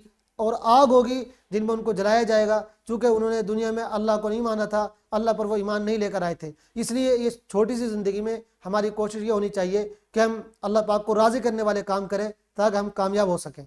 तो ये हमारा छठा चैप्टर था। सातवां हमारा चैप्टर है डेस्टिनी। इसका मतलब होता है तकदीर। इसको हम बस 2-3 मिनट में बात समझाकर जो बात अपनी ख़त्म करते हैं।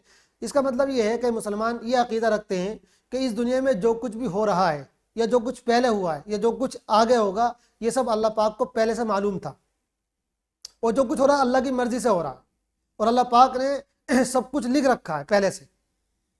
जो कुछ भी हो रहा है अल्लाह के हुक्म से हो रहा है। कुरान की एक आयत है कि एक पत्ता भी अल्लाह की मर्ज़ी के बगैर, अल्लाह की इजाज़त के बगैर, अल्लाह के हुक्म के बगैर नहीं गिरता है। तो दुनिया में कोई काम भी खुद से नहीं होता है, सब कुछ अल्लाह पाक कर रहे हैं और अल्लाह पाक को इन सब बातों का पहले से इल्म था। इसलिए किसी इंसान को कितनी उम्र मिलेगी, कितनी रोज़ी मिलेगी, कितना वो सक्सेस हासिल करेगा, कौन से वो अच्छे काम करेगा, कौन से बुरे काम करेगा, ये अल्लाह पाक को पहले से मालूम था। इस अकीदे का एक बड़ा फ़ायदा है इस अकीदे का एक बड़ा फ़ायदा यह है कि ये अकीदा इंसान को इत्मीनान दिलाता है। आपने देखा होगा कभी कभी इंसान का बहुत लॉस हो जाता है, नुकसान हो जाता है, तो इंसान कभी कभी टूट जाता है और बहुत से लोग सुसाइड कर लेते हैं। कभी कभी तलबा यानी स्टूडेंट्स जो है फेल हो जाते हैं तो वो भी सुसाइड कर लेते हैं, लेकिन मुसलमान आमतौर पर सुसाइड नहीं करता है, बहुत ना के बराबर। उसकी वजह क्या है? उसकी वजह यह कि मुसलमान का यह अकीदा होता है कि अगर मैं फेल हुआ हूँ तो मैंने अगर जब पूरी कोशिश की थी, लेकिन हो सकता है कि अल्लाह पाक ने मेरे लिए जो है यही लिख दिया हो कभी इस मरतबा ये फेल होगा और इसमें मेरे लिए कोई ना कोई बेहतरी हो। क्योंकि हम देखते हैं कि बहुत सारे काम जो हमारे समझ में नहीं आते हैं लेकिन उनमें हमारे लिए बेहतरी होती है। कभी कभी ऐसा होता है कि आप एक बस में सवार होना चाह रहे थे लेकिन आप उस बस पे सवार नहीं हो पाए, उसने बस नहीं रोकी, आपको बड़ा गुस्सा आया कि यार मुझको मुझको जो है बस में सवार नहीं किया, लेकिन बाद में आपको पता चला कि उसी बस का आगे जाकर एक्सीडेंट हो गया, तो आप कहते हैं यार मेरे साथ तो बहुत अच्छा हुआ मैं उसमें सवार नहीं हुआ। तो ऐसा होता है। तो जब मुसलमान का लॉस होता है, मुसलमान को कोई नाकामी होती है, तो मुसलमान को ये इत्मीनान रहता है कि मेरे अल्लाह का ये फैसला मेरे लिए, और जब अल्लाह का ये फैसला तो इसमें कोई ना कोई बेहतरी होगी, इसलिए मुसलमान कभी टूटता नहीं है और मुसलमान कभी सुसाइड नहीं करता है। और जो इक्का दुक्का मुसलमान सुसाइड कभी करते भी हैं तो उन्होंने दरअसल इस अकीदे को समझा नहीं होता है, वो सही मुसलमान नहीं होते हैं, वो डुप्लीकेट किस्म के मुसलमान होते हैं। तो इसलिए इस बात को अच्छी तरह समझ लीजिए। अच्छा, यहाँ एक सवाल आपके जहन में ये आएगा कि भाई जब अल्लाह पाक ने सब कुछ पहले से कर दिया है तो फिर अब इंसान जो काम करेगा उसका जो रिजल्ट आएगा तो उसकी सज़ा या उसका इनाम उसको क्यों मिलेगा? तो याद रखिए, हम जो कुछ भी करते हैं वो अपनी मर्जी से करते हैं। अब हमारा हाथ ये है, अल्लाह पाक ने हमको चलाने की जो है आज़ादी दे रखी है, हम चलाते हैं, अच्छा भी कर सकते हैं बुरा भी कर सकते हैं। तो हमको जो इनाम मिलेगा वो हमारे काम करने का मिलेगा और जब हमको सज़ा मिलेगी वो हमारे काम करने की मिलेगी। अगर अच्छा काम करेंगे तो अपनी आज़ादी से अच्छा करेंगे तो इनाम मिलेगा, अगर बुरा काम करेंगे तो भी हमको आज़ादी मिलेगी, तो भी हमको जो है सज़ा मिलेगी। इसको हम एक एग्जाम्पल से समझाते हैं कि अल्लाह पाक का जो पूरा सिस्टम है जिसको हम तकदीर कहते हैं ये है क्या। देखिए, आप मूवी देखते हैं तो जो मूवी बनाने वाला होता है, जो मूवी मेकर होता है, उसने जो 2.5-3 घंटे की एक मूवी बनाई होती है, आप जब मूवी देख रहे होते हैं तो हर 10 मिनट के बाद, 5 मिनट के बाद, हर एक शॉट के बाद जो है आपके अंदर सस्पेंस पैदा होता है, पता नहीं यार क्या होगा, आगे क्या होगा, पता नहीं क्या होने वाला है, एंड क्या होगा। आप हमेशा जो है सस्पेंस का शिकार रहते हैं। लेकिन जो मूवी मेकर है उसको पहले से मालूम है कि क्या हो रहा है, हर मिनट के बाद क्या होगा वो बता देगा, कहानी का दी एंड क्या होगा वो भी बता देगा, चूंकि बनाई उसने मूवी है। तो ऐसी ही पूरी कायनात चूंकि अल्लाह पाक ने बनाई है तो अल्लाह पाक को मालूम है भी दुनिया में क्या होने वाला है, क्या होगा।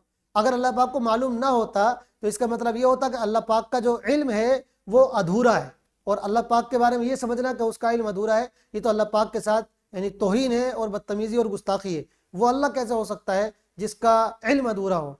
तो इस अकीदे का मतलब ये है कि हम ये बात माने कि दुनिया में जो कुछ पहले हुआ है, जो कुछ अब हो रहा है, या जो कुछ आगे होगा, वो सब का अल्लाह पाक को इल्म है, अल्लाह पाक के हुक्म से हो रहा है। किस इंसान को क्या मिलेगा, कौन कितनी रोज़ी खाएगा, कौन इंसान कितनी उम्र जिएगा, कौन इंसान कितना सक्सेस हासिल करेगा, ये सब बातें अल्लाह पाक के इल्म में है और अल्लाह पाक ने इन चीज़ों को पहले से लिख रखा है।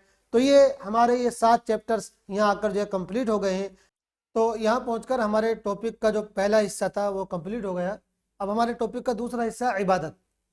तो कुछ चीज़ें इबादत के बारे में भी जाननी ज़रूरी है। इबादत की डेफिनेशन तो हम आपको पहले बता चुके हैं। इस्लाम में जो मेन इबादतें हैं वो 4 हैं, नमाज, रोज़ा, हज और ज़कात।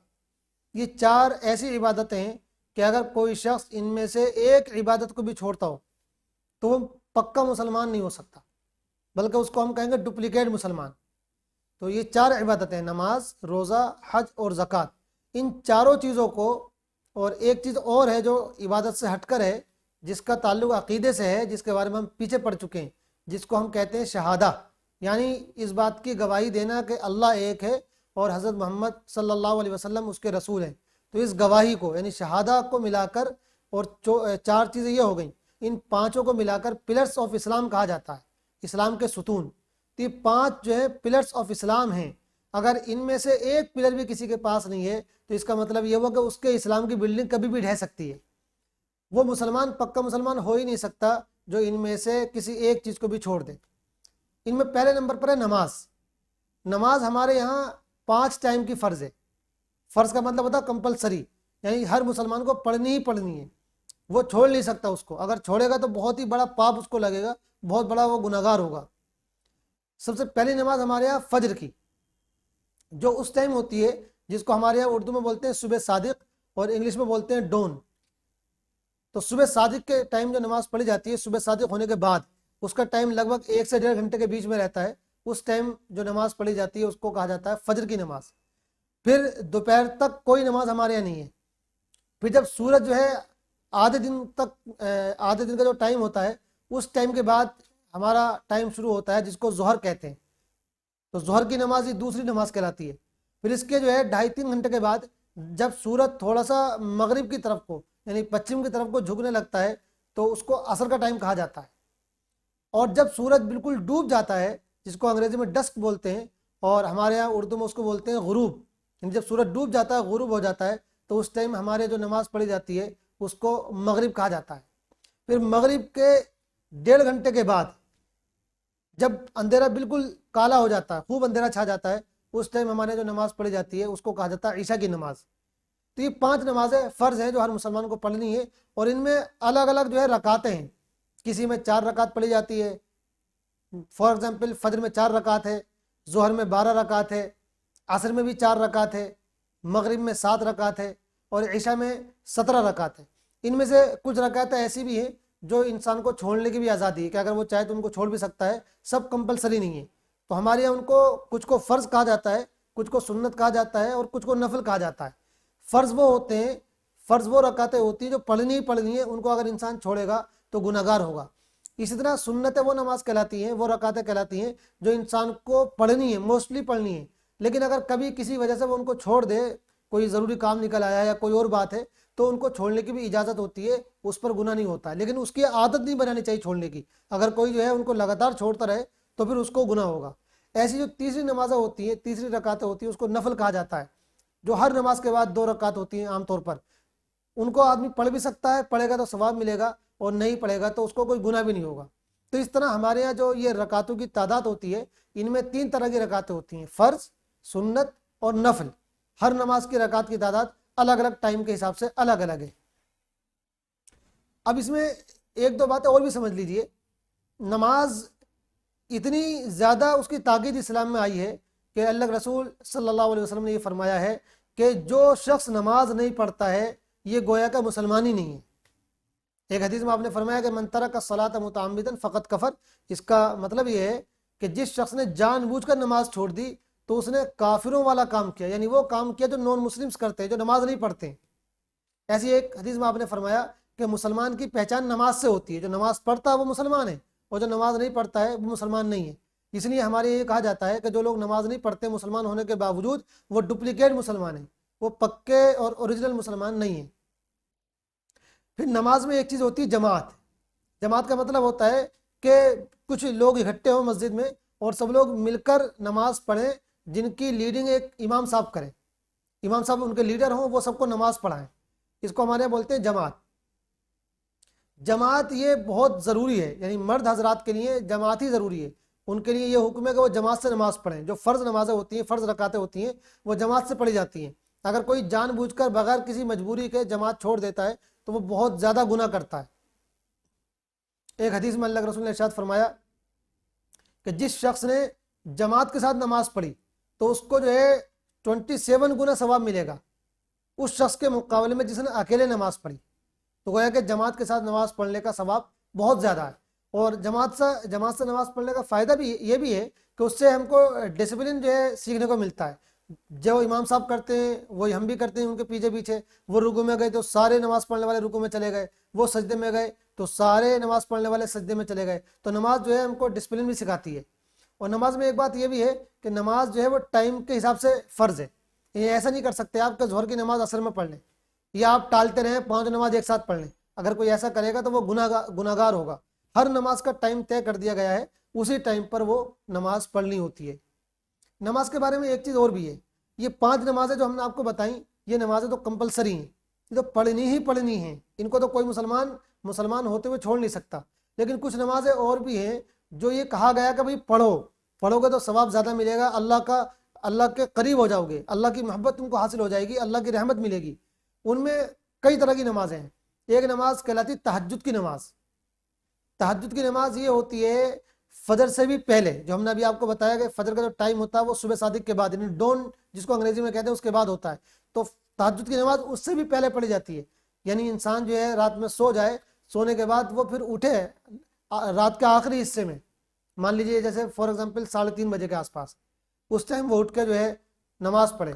इसकी रकातें कोई तय नहीं है, जितने इंसान का दिल करे 2 रकात, 4 रकात या 8 रकात, बेहतर ये कि 8 रकात पढ़े, तो इसको तहज्जुद की नमाज कहा जाता है। एक नमाज हमारे यहाँ कहलाती है अव्वाबीन की नमाज।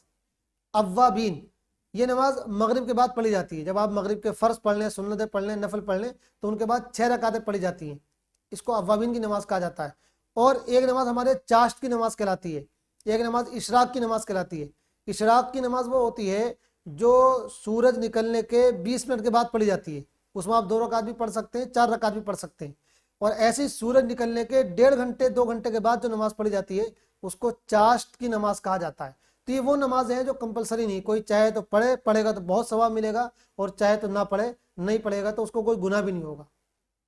तो ये इबादत में पहली चीज हो गई नमाज। इबादत में दूसरी चीज है रोजा, जिसको अंग्रेजी में फास्टिंग कहते हैं और अरबी में सोम भी बोलते हैं उसको। इसका मतलब ये होता है कि इंसान जो है सुबह से लेकर, सुबह का मतलब होता है वही डॉन यानी सुबह सादिक से लेकर मगरिब तक, यानी सूरज डूबने तक भूखा और प्यासा रहे, और अपनी जो शादीशुदा ज़िंदगी होती है उसमें जो हस्बैंड वाइफ के रिलेशन होते हैं वो ना बनाए। तो इन 3 चीज़ों से रुकना, इसको रोज़ा कहा जाता है। खाने से, पीने से और फिजिकली रिलेशन बनाने से रुकना, ये 3 चीज़ें इंसान नहीं करेगा तो उसको कहा जाएगा कि वो रोज़े से है। रोज़ा क्यों रखा जाता है?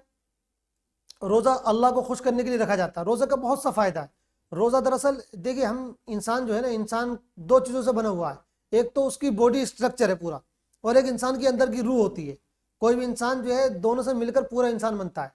तो जिस तरह हम पूरे साल खाते पीते हैं तो हमारी बॉडी का जो स्ट्रक्चर है, बॉडी हमारी मजबूत होती है, हम अपनी बॉडी को मजबूत बनाते हैं। इसी तरह अल्लाह पाक फरमाते हैं कि थोड़ा सा ध्यान अपनी रूह पर भी दे लो, जो हमारे अंदर की चीज़ है, जिससे अल्लाह पाक के हम करीब हो जाते हैं, अल्लाह पाक की रहमत हमको मिलने लगती है। तो उस रूह को मजबूत करने के लिए रोज़ा फ़र्ज किया गया है। देखिए, बॉडी जो होती है वो खाने पीने से मजबूत होती है, और रूह जो होती है वो भूखा और प्यासा रहने से मजबूत होती है। तो 11 महीने हमको आज़ादी है कि हम खाएं और पिएं। 1 महीने के रोज़े हमारे ऊपर फ़र्ज किए गए हैं, और वो रमज़ान का जो महीना आता है, उस रमज़ान के पूरे महीने के, चाहे वो 29 दिन का हो, चाहे वो 30 दिन का हो। चांद का महीना कभी 29 का होता है, कभी 30 का होता है। तो रमज़ान का जो महीना जिस 30 दिन का हो या 29 दिन का हो, उस पूरे महीने के रोज़े हम पर रखने होते हैं। और ये रोज़े हर मुसलमान को रखने होते हैं जो बीमार ना हो या परेशान ना हो, जो बच्चा ना हो। तो जब इंसान बालिग हो जाता है तो उस पर जो है रोज़े फ़र्ज हो जाते हैं, और उसकी जो एज है वो एवरेज जो एज होती है वो 15 साल की होती है, लेकिन हर एक आदमी के हिसाब से कम ज़्यादा भी हो सकती है। तो रमज़ान के 1 महीने के रोज़े फ़र्ज होते हैं, और इसका सवाब भी बहुत ज़्यादा है। एक हदीस में अल्लाह ताला फरमाते हैं, अल्लाह के रसूल अलैहि वसल्लम ने अल्लाह पाक की बात नकल फरमाई है कि अल्लाह पाक फरमाते हैं कि रोज़ा बंदा मेरे लिए रखता है तो रोज़े का इनाम भी मैं खुद दूंगा। और एक हदीस में अल्लाह के रसूल ने फरमाया कि जो शख्स भी रमज़ान में पूरे महीने के रोज़े रखे और अल्लाह को खुश करने के लिए इबादत करे तो उसके 1 साल के सारे पाप धुल जाते हैं, उसके सारे गुनाह माफ़ हो जाते हैं। तो रोज़ा ये रमज़ान के जो होते हैं तो फ़र्ज होते हैं। रमज़ान के अलावा कुछ और रोज़े भी होते हैं जो फ़र्ज नहीं है, लेकिन उनको भी रखना चाहिए। उनमें कई तरह के रोज़े होते हैं। एक तो उनमें जो ज़िलहिज्जा हमारे यहाँ महीना होता है, यानी इस्लामी कैलेंडर का जो लास्ट मंथ है, आखिरी महीना है ज़िलहिज्जा जिसको बोलते हैं, उस महीने के जो शुरू के 9 दिन हैं, 1 से लेकर 9 तक, इन 9 दिनों के रोज़ा रखने की बड़ी फजीलत और बड़ा सवाब हदीसों में बयान किया गया है। इसी तरह मुहर्रम की जो 10 तारीख होती है, मुहर्रम ये पहला महीना हमारे यहाँ होता है, इस महीने की 10 तारीख को एक रोज़ा रखा जाता है, और इसमें हम एक आगे पीछे करके 2 भी रख सकते हैं, यानी 9 और 10 का या 10 और 11 का, तो 2 भी रख सकते हैं, लेकिन असल जो है वो 10 तारीख का रोज़ा है। इसका भी बड़ा सवाब बयान किया गया है। इसी तरह जो शव्वाल का महीना होता है, जो रमज़ान के जस्ट फ़ौरन बाद आता है, उस शव्वाल के महीने में 6 रोज़े रखे जाते हैं पूरे महीने में। तो ये वो रोज़े हैं, नफल रोज़े जिनको कहा जाता है, यानी एक्स्ट्रा रोज़े। नफल का मतलब होता है एक्स्ट्रा, यानी जो गोया कि आदमी के ऊपर फ़र्ज नहीं है, ज़रूरी नहीं है, इंसान चाहे तो रखे, रखेगा तो सवाब मिलेगा, और नहीं रखेगा तो कोई उसको गुनाह भी नहीं होगा। तीसरी इबादत है हज। हज दरअसल हज के मफहूम है, हज के मीनिंग है इरादा करना, कस्द करना, यानी किसी जगह सफ़र करके जाना। हज जो होता है ये हमारे यहाँ जो सऊदी अरब में जो एक शहर है मक्का, वहाँ जाकर होता है। हर मुसलमान को वहाँ जाना होता है, लेकिन हर मुसलमान पर फ़र्ज़ नहीं है। हर उस मुसलमान पर फ़र्ज़ होता है जिस मुसलमान के पास इतना पैसा हो कि वो हज के अखराजात बर्दाश्त कर सकता हो, यानी हज में जो खर्चा होगा किराए का और वहाँ रहने सहने का, वो सारे खर्चे बर्दाश्त कर सकता हो। और इसी तरह जितने दिनों के लिए वो हज के सफ़र पर रहे उतने दिनों के लिए अपने घर वालों का इंतज़ाम करके जाए। ऐसा नहीं कि वो हज पे चले गए और घर वालों को पता ही नहीं है बेचारों का क्या हो रहा है, बल्कि वो अपने घर वालों का इंतज़ाम करके जाए और वहाँ जाने का जो खर्चा हो उसको भी वो बर्दाश्त कर सकता हो। तो हम ये कह सकते हैं गोया कि जो थोड़ा रिच मुसलमान होते हैं, मालदार मुसलमान होते हैं और पैसे वाले मुसलमान होते हैं, ये हज उन्हीं पर फ़र्ज़ होता है। हज फ़र्ज़ जो होता है उसकी बड़ी एक लंबी तारीख़ है। हज सिर्फ मुसलमानों पर फ़र्ज़ नहीं है, बल्कि हम मुसलमानों से पहले जो पुराने जो नबी गुजरे हैं उनकी कौमों पर भी हज फ़र्ज़ था। हज में जो सबसे अहम चीज़ है वो है काबा, कि हज में जो है काबे के इर्द गिर्द, काबे के आसपास जो है 7 चक्कर लगाए जाते हैं। और भी उसमें कई सारी एक्टिविटीज़ की जाती हैं, लेकिन मेन जो उसमें काम है वो काबे के आसपास 7 चक्कर लगाना, जिसको हमारे तवाफ़ बोलते हैं। तवाफ़, ये जो काबा है, ये काबा मस्जिद ही है एक तरह की, लेकिन ये सबसे पहली मस्जिद है। कुरान में आता है कि ये अल्लाह पाक का सबसे पहला घर है। इससे पहले अल्लाह पाक का कोई घर ज़मीन पर नहीं बनाया गया। इस घर को किसने बनाया, इसके बारे में बाज़ किताबों में ये भी लिखा हुआ है कि ये घर सबसे पहले हज़रत आदम अलैहिस्सलाम ने बनाया था। लेकिन ये बात यानी किसी हिस्ट्री की ऑथेंटिक किताब में नहीं आई है। इसलिए ज़्यादा जो सही बात है, जो हिस्ट्री में भी आई है और ख़ुद कुरान में भी आई है, वो ये कि हज़रत इब्राहीम अलैहिस्सलाम ने इसको बनाया था। तो हज़रत आदम अलैहिस्सलाम ने बनाया या नहीं बनाया वो एक अलग बात है, लेकिन ये बिल्कुल क्लियर और कन्फर्म बात है कि इसको बनाने वाले हज़रत इब्राहीम अलैहिस्सलाम हैं। उन्होंने अपने बेटे हज़रत इस्माइल अलैहिस्सलाम के साथ मिलकर इसको बनाया था, और उन्होंने जो है सारी दुनिया में हज के लिए ऐलान लगाया था कि भाई सारे लोग आएँ, सारे इंसान आएँ और इस घर का हज करें।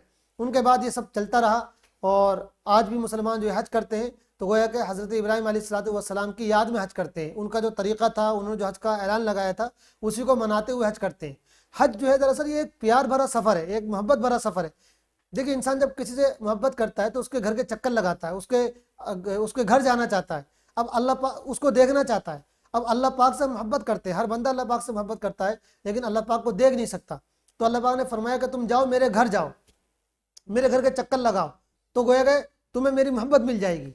तुम मेरी मोहब्बत ही तो हासिल करना चाहते हो, तो तुम मेरे घर के चक्कर लगाओ। इस तरह चक्कर लगाओ जैसे एक मोहब्बत करने वाला चक्कर लगाता है उस शख्स के घर के आसपास जिससे वो मोहब्बत करता है। यहाँ एक बहुत ही ज़रूरी बात हम आपको ये भी बता दें, बहुत से लोग ये समझते हैं कि मुसलमान जो काबे में जाते हैं तो काबे को पूजा करते हैं, काबे की इबादत करते हैं। तो याद रखिए, हम वहाँ जो काबे को जाते हैं तो काबे की इबादत नहीं होती है, काबे की पूजा नहीं होती है।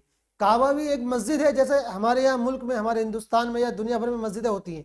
बस मस्जिद तो एक इबादत करने की जगह होती है, ताकि आदमी वहाँ जाके इत्मीनान के साथ, सुकून के साथ इबादत कर सके। ऐसा नहीं है कि अगर मस्जिदें ख़त्म हो जाएंगी तो हम लोग इबादत करना छोड़ देंगे, नमाज़ पढ़ना छोड़ देंगे। ऐसा भी नहीं है कि अगर काबा न रहे, अल्लाह ना करे दुनिया में, तो हम जो है हज करना छोड़ देंगे। बल्कि हज तो एक पूरा सफ़र है। अगर उस बिल्डिंग जो है कोई तोड़ दे, अल्लाह ना करे, तब भी वहाँ हज होता रहेगा। तो काबे की इबादत नहीं होती है, बस काबा एक तरह की मस्जिद है, वहाँ लोग कुछ ख़ास एक्टिविटीज़ करते हैं, उन्हीं एक्टिविटीज़ का नाम जो है हज होता है। अगर काबे की पूजा होती है तो काबे पर कोई चढ़ नहीं सकता, जबकि हमारे यहाँ जो है जब ज़रूरत पड़ती है तो काबे पर चढ़ा भी जाता है। और हज़रत बिलाल जो एक मशहूर सहाबी थे अल्लाह के रसूल के ज़माने में, उन्होंने काबे पर चढ़कर ही अजान दी थी। तो अगर कोई चीज़ ऐसी होती जिसकी लोग इबादत करते हैं, जिसको खुदा मानते हैं, तो उस पर कौन चढ़ कौन सकता है।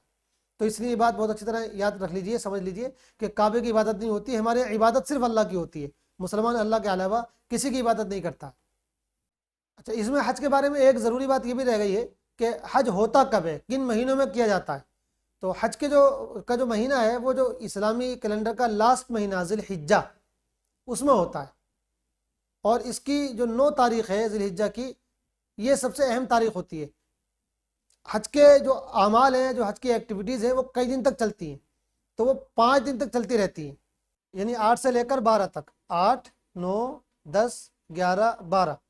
तो जो आखिरी महीना है इस्लामी कैलेंडर का ज़िलहिज्जा, उसकी 8 तारीख से लेकर 12 तक ये एक्टिविटीज़ की जाती हैं। 8, 9, 10, 11, 12। अच्छा, अब चूँकि कई जगह जो है इस्लामी महीनों का नाम आया है, तो हम ज़रूरी समझते हैं कि एक मरतबा इन सारे महीनों के नाम आपको बता दें ताकि आप उनको अच्छी तरह याद कर लें। तो मुहर्रम ये पहला महीना होता है, यहाँ से स्टार्टिंग होती है। मुहर्रम, सफ़र, रबीउल अव्वल, रबीउल सानी, जुमादल ऊला, जुमादल सानी, रजब, शाबान, रमज़ान, शव्वाल, ज़िक़ादा, ज़िलहिज्जा, ये लास्ट महीना होता है ज़िलहिज्जा। इसके बाद चौथी जो इबादत है वो है ज़कात। ये भी बड़ी खूबसूरत इबादत है और इस्लाम की तो हर चीज़ ही खूबसूरत है। ज़कात का मतलब होता है कि अपने माल में से कुछ माल अल्लाह के रास्ते में यानी गरीबों पर खर्च करना। ज़कात किसको निकालनी होती है? ज़कात की कुछ कंडीशन है, हर मुसलमान पर निकालनी नहीं होती है, बल्कि उस मुसलमान पर जो थोड़ा सा पैसे वाला हो, थोड़ा सा मालदार हो। कितना मालदार हो, कितना पैसा हो, तो उसको अच्छी तरह आप याद रख लीजिएगा।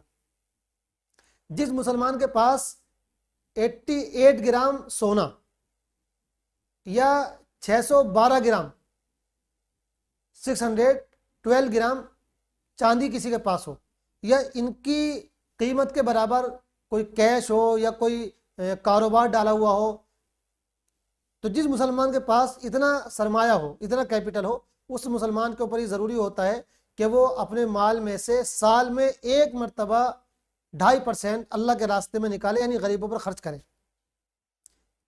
हमने आपको बताया कि जिसके पास 88 ग्राम सोना या 612 ग्राम चांदी हो, या इनमें से किसी एक की कीमत के बराबर कैश हो, नकद पैसा हो, या कोई कारोबार हमने डाल रखा हो, बिजनेस का कोई सामान हमारे पास हो, तो जिसके पास इतना सामान हो, इतनी कीमत का कोई सामान हो, उसके ऊपर ज़कात फ़र्ज हो जाती है। और ज़कात साल में सिर्फ एक मरतबा निकालनी होती है और 2.5% निकालनी होती है। तो यानी आप अपने 1 लाख में से सिर्फ 2,500 रुपये दें, कोई बहुत ज़्यादा नहीं है। आदमी अगर सोचे ज़कात का ये सिस्टम क्यों है, इसके अंदर बड़ी खूबसूरती है और ये बड़ा प्यारा सिस्टम है। अल्लाह पाक ये फरमाते हैं कि देखो जो माल हमने तुमको दिया हुआ है, इस माल में सिर्फ तुम्हारा हक नहीं है। आज दुनिया क्या समझती है, आदमी समझता है मैंने माल कमाया तो बस मैं ही जो है इसको इस्तेमाल करूंगा, मेरा हक है, किसी का कोई हक नहीं है। नहीं, अल्लाह पाक फरमाते हैं कि नहीं, इसमें गरीबों का भी हक है, इसमें ज़रूरतमंदों का भी हक है। तो तुम जो कमा रहे हो इससे दूसरों की भी मदद करो, दूसरों का भी भला करो, और ये फ़र्ज़ और ज़रूरी है, तुम्हारी मर्जी की चीज़ नहीं है। 2.5% तो तुमको निकालना ही निकालना है। इसका सबसे बड़ा फ़ायदा ये होता है कि जब सही तरीके से ज़कात निकाली जाती है तो फिर मुल्क से गरीबी ख़त्म हो जाती है। आज हर मुल्क जो है वो गरीबी के लिए गरीबी के लिए रो रहा है कि हमारे यहाँ गरीबी ख़त्म नहीं हो रही है, गुर्बत ख़त्म नहीं हो रही है, लोग भूख से मर रहे हैं, गरीबी से मर रहे हैं। उसकी एक बहुत बड़ी वजह यह है कि ये ज़कात का जो सिस्टम है लोग इसको फॉलो नहीं कर रहे हैं। अगर वो कंट्रीज़ भी जो मुसलमानों को यानी इस्लाम को नहीं फॉलो करती हैं, वो भी अगर सिर्फ ज़कात के सिस्टम को फॉलो कर लें तो दुनिया से चंद सालों के अंदर गरीबी ख़त्म हो जाएगी। और ये बात हम ऐसे नहीं उड़ा रहे हैं, बल्कि हिस्ट्री में ऐसा हुआ है। एक मुस्लिम खलीफा, मुस्लिम बादशाह गुजरे हैं, हज़रत उमर बिन अब्दुल अजीज़ रहमतुल्लाह अलैह। उनके ज़माने में पूरा इस्लामी सिस्टम जो है दुनिया में चलता था और सारी जहाँ भी इस्लामी हुकूमत थी सब जगह इस्लामी सिस्टम फॉलो किया जाता था। उनके ज़माने में ज़कात का सिस्टम भी फॉलो किया जाता था और ज़कात को बहुत ही सिस्टमेटिक तरीके से जो है निकाला जाता था। पूरी जहाँ उनकी हुकूमत थी पूरी दुनिया में कोई एक भी गरीब आदमी नहीं मिलता था। ये बात जो है बाकायदा हिस्ट्री में जो है आई है और ऑथेंटिक किताबों में आई है कि हज़रत उमर बिन अब्दुल अजीज़ के दौर में जब ज़कात को सही तरीके से निकाला जाता था तो कोई बंदा नहीं मिलता था जो ज़कात ले ले। लोग अपना पैसा लेकर निकलते थे, खैरात लेकर निकलते थे, दान लेकर निकलते थे कि भाई कोई बंदा मिल जाए उसको दान दे दे। जिसको भी देते थे कहते भाई मैं तो खुद मालदार हूँ, मुझको ज़रूरत नहीं है। फिर क्या होता था, फिर जो सरकारी ख़जाना होता है उसमें वो माल जमा कर दिया जाता था कि जब ज़रूरत पड़ेगी तब देखा जाएगा। तो अगर सही तरीके से मुसलमान ही इस सिस्टम को फॉलो करने लगे तो गरीबी ख़त्म हो जाएगी। तो ज़कात तो फ़र्ज़ है। ज़कात के अलावा इस्लाम ये भी कहता है कि कुछ और भी माल आपको खर्च करते रहना चाहिए। ज़कात तो अगर कोई नहीं निकालेगा तो उसका बहुत सख्त गुनाह है। कुरान की आयत है कि जो लोग ज़कात नहीं निकालेंगे तो क़यामत के दिन उनको बहुत ही सख्त सज़ा दी जाएगी और ये सज़ा होगी उनकी कि उनके माल को जहन्नम की आग में तपाया जाएगा और तपाने के बाद फिर इंसान की बॉडी पर वो गर्म आग से तपा हुआ लोहा लगाया जाएगा जिससे खाल जल जाएगी। इसी तरह हदीस में कहा जाता है कि जो माल को सहज सहज कर रखते हैं, माल को खर्च नहीं करते गरीबों पर, ज़रूरतमंदों पर, तो उनके माल को क़यामत के दिन सांप और बिच्छू की शक्ल दी जाएगी, जो सांप और बिच्छू उसको काटेंगे। और ये होना भी चाहिए, इसलिए कि कुछ लोग जो है मालदार से मालदार होते चले जा रहे हैं, पैसे पे पैसा कमाते चले जा रहे हैं, और बेचारा कुछ गरीब आदमी ऐसा कि उसको 2 वक्त की रोटी भी नहीं मिल रही है। ठीक है, इंसान मेहनत करे, खूब पैसा कमाए, कोई इस्लाम मना नहीं कर रहा, लेकिन जिस बेचारे को 2 वक्त की रोटी नहीं मिल रही है उसका भी तो ख्याल रखना चाहिए ना। ये तो नहीं हो सकता कि भाई जो आदमी अच्छा पैसा कमा रहा है वो अपना ख्याल रखे, अपने घर वालों को देखे, और उसके पड़ोस में, उसके बगल में कोई आदमी भूख से मर रहा, फाके से मर रहा है। तो इसलिए ज़कात का सिस्टम ये कि जो माल है, जो दौलत है, वो रोटेट होती रहे, वो एक जगह ठहर ना जाए। आज क्या हो रहा है, जो सरमाएदार लोग हैं, जो बड़े बिजनेस और कारोबारी बिजनेसमैन और कारोबारी लोग हैं, उनके पास तो पैसा बढ़ता चला जा रहा है और वही जो है दुनिया की सारी जमा पूंजी इकट्ठी करते चले जा रहे हैं, और जो गरीब इंसान है वो गरीब होता चला जा रहा है। उसकी वजह यह है कि माल जो है वो एक जगह चिपक कर रह गया है, चंद हाथों में सिमट कर रह गया है। इस्लाम कहता है कि ज़कात के जरिए माल को रोटेट करवाओ, माल को सबके हाथों में पहुंचवाओ। अगर किसी के पास ज्यादा तो कम से कम किसी के पास थोड़ा भी पहुंचे, कम से कम इतना तो पहुंचे कि वो 2 वक्त की रोटी खा सके, वो भूख से फाके तो ना मरे, वो फाके से तो ना मर जाए, कम से कम इतना तो सबको दिया जाए। तो ज़कात को तो फ़र्ज़ किया गया है। इसके अलावा अल्लाह के रसूल ने और अल्लाह पाक ने कुरान में ये भी फरमाया है कि देखो जब भी मौका मिले तो ज़रूरतमंदों पर खर्च करते रहो, माल को सेहत के ना रखो, बल्कि अल्लाह के रास्ते में हमेशा खर्च करते रहना चाहिए। और खर्च करने का बड़ा सवाब बयान किया गया है। कुरान के आयत से पता ही चलता है कि जो 1 रुपया खर्च करेगा, 1 पैसा खर्च करेगा, उसको अल्लाह पाक 700 गुना बढ़ाकर बदला देंगे। एक की जगह 700 गुना बदला मिलेगा, 700 नेकियां इंसान को मिलेंगी सिर्फ 1 रुपया या 1 पैसा खर्च करने पर। और भी बहुत सारी फजीलतें बयान की गई हैं कि जो आदमी अल्लाह के रास्ते में खर्च करे अल्लाह पाक उससे खुश होता है, अल्लाह पाक उसके माल में बरकत डाल देता है, उससे बीमारियों को दूर कर देता है, उससे मुसीबतों को हटा देता है और उससे जहन्नम के अजाब को दूर कर देता है। इसलिए एक मुसलमान को जब भी मौका मिले किसी की भी ज़रूरत पूरी करने के लिए तो वो उस पर खर्च करे। और जो हमारे यहाँ आम जो खर्च किया जाता है ज़कात से हटकर, वो हम किसी पर भी खर्च कर सकते हैं, अपने मुसलमान भाइयों पर भी खर्च कर सकते हैं, नॉन मुस्लिम भाइयों पर भी खर्च कर सकते हैं, किसी को भी दिया जा सकता है, किसी की भी मदद की जा सकती है। ज़कात जो है चूँकि वो इबादत है, वो सिर्फ मुसलमानों को दी जा सकती है, मुसलमानों के अलावा दूसरों को नहीं दी जा सकती। तो ये 4 इबादतें थीं जो इस्लाम में बहुत ही अहम इबादतें मानी जाती हैं और जिनके बगैर कोई शख्स जो है मुसलमान नहीं हो सकता है। आज के हमारे दोनों टॉपिक जो है यही ख़त्म होते हैं। खुदा हाफिज़, वस्सलामु अलैकुम वरहमतुल्लाहि वबरकातुहू।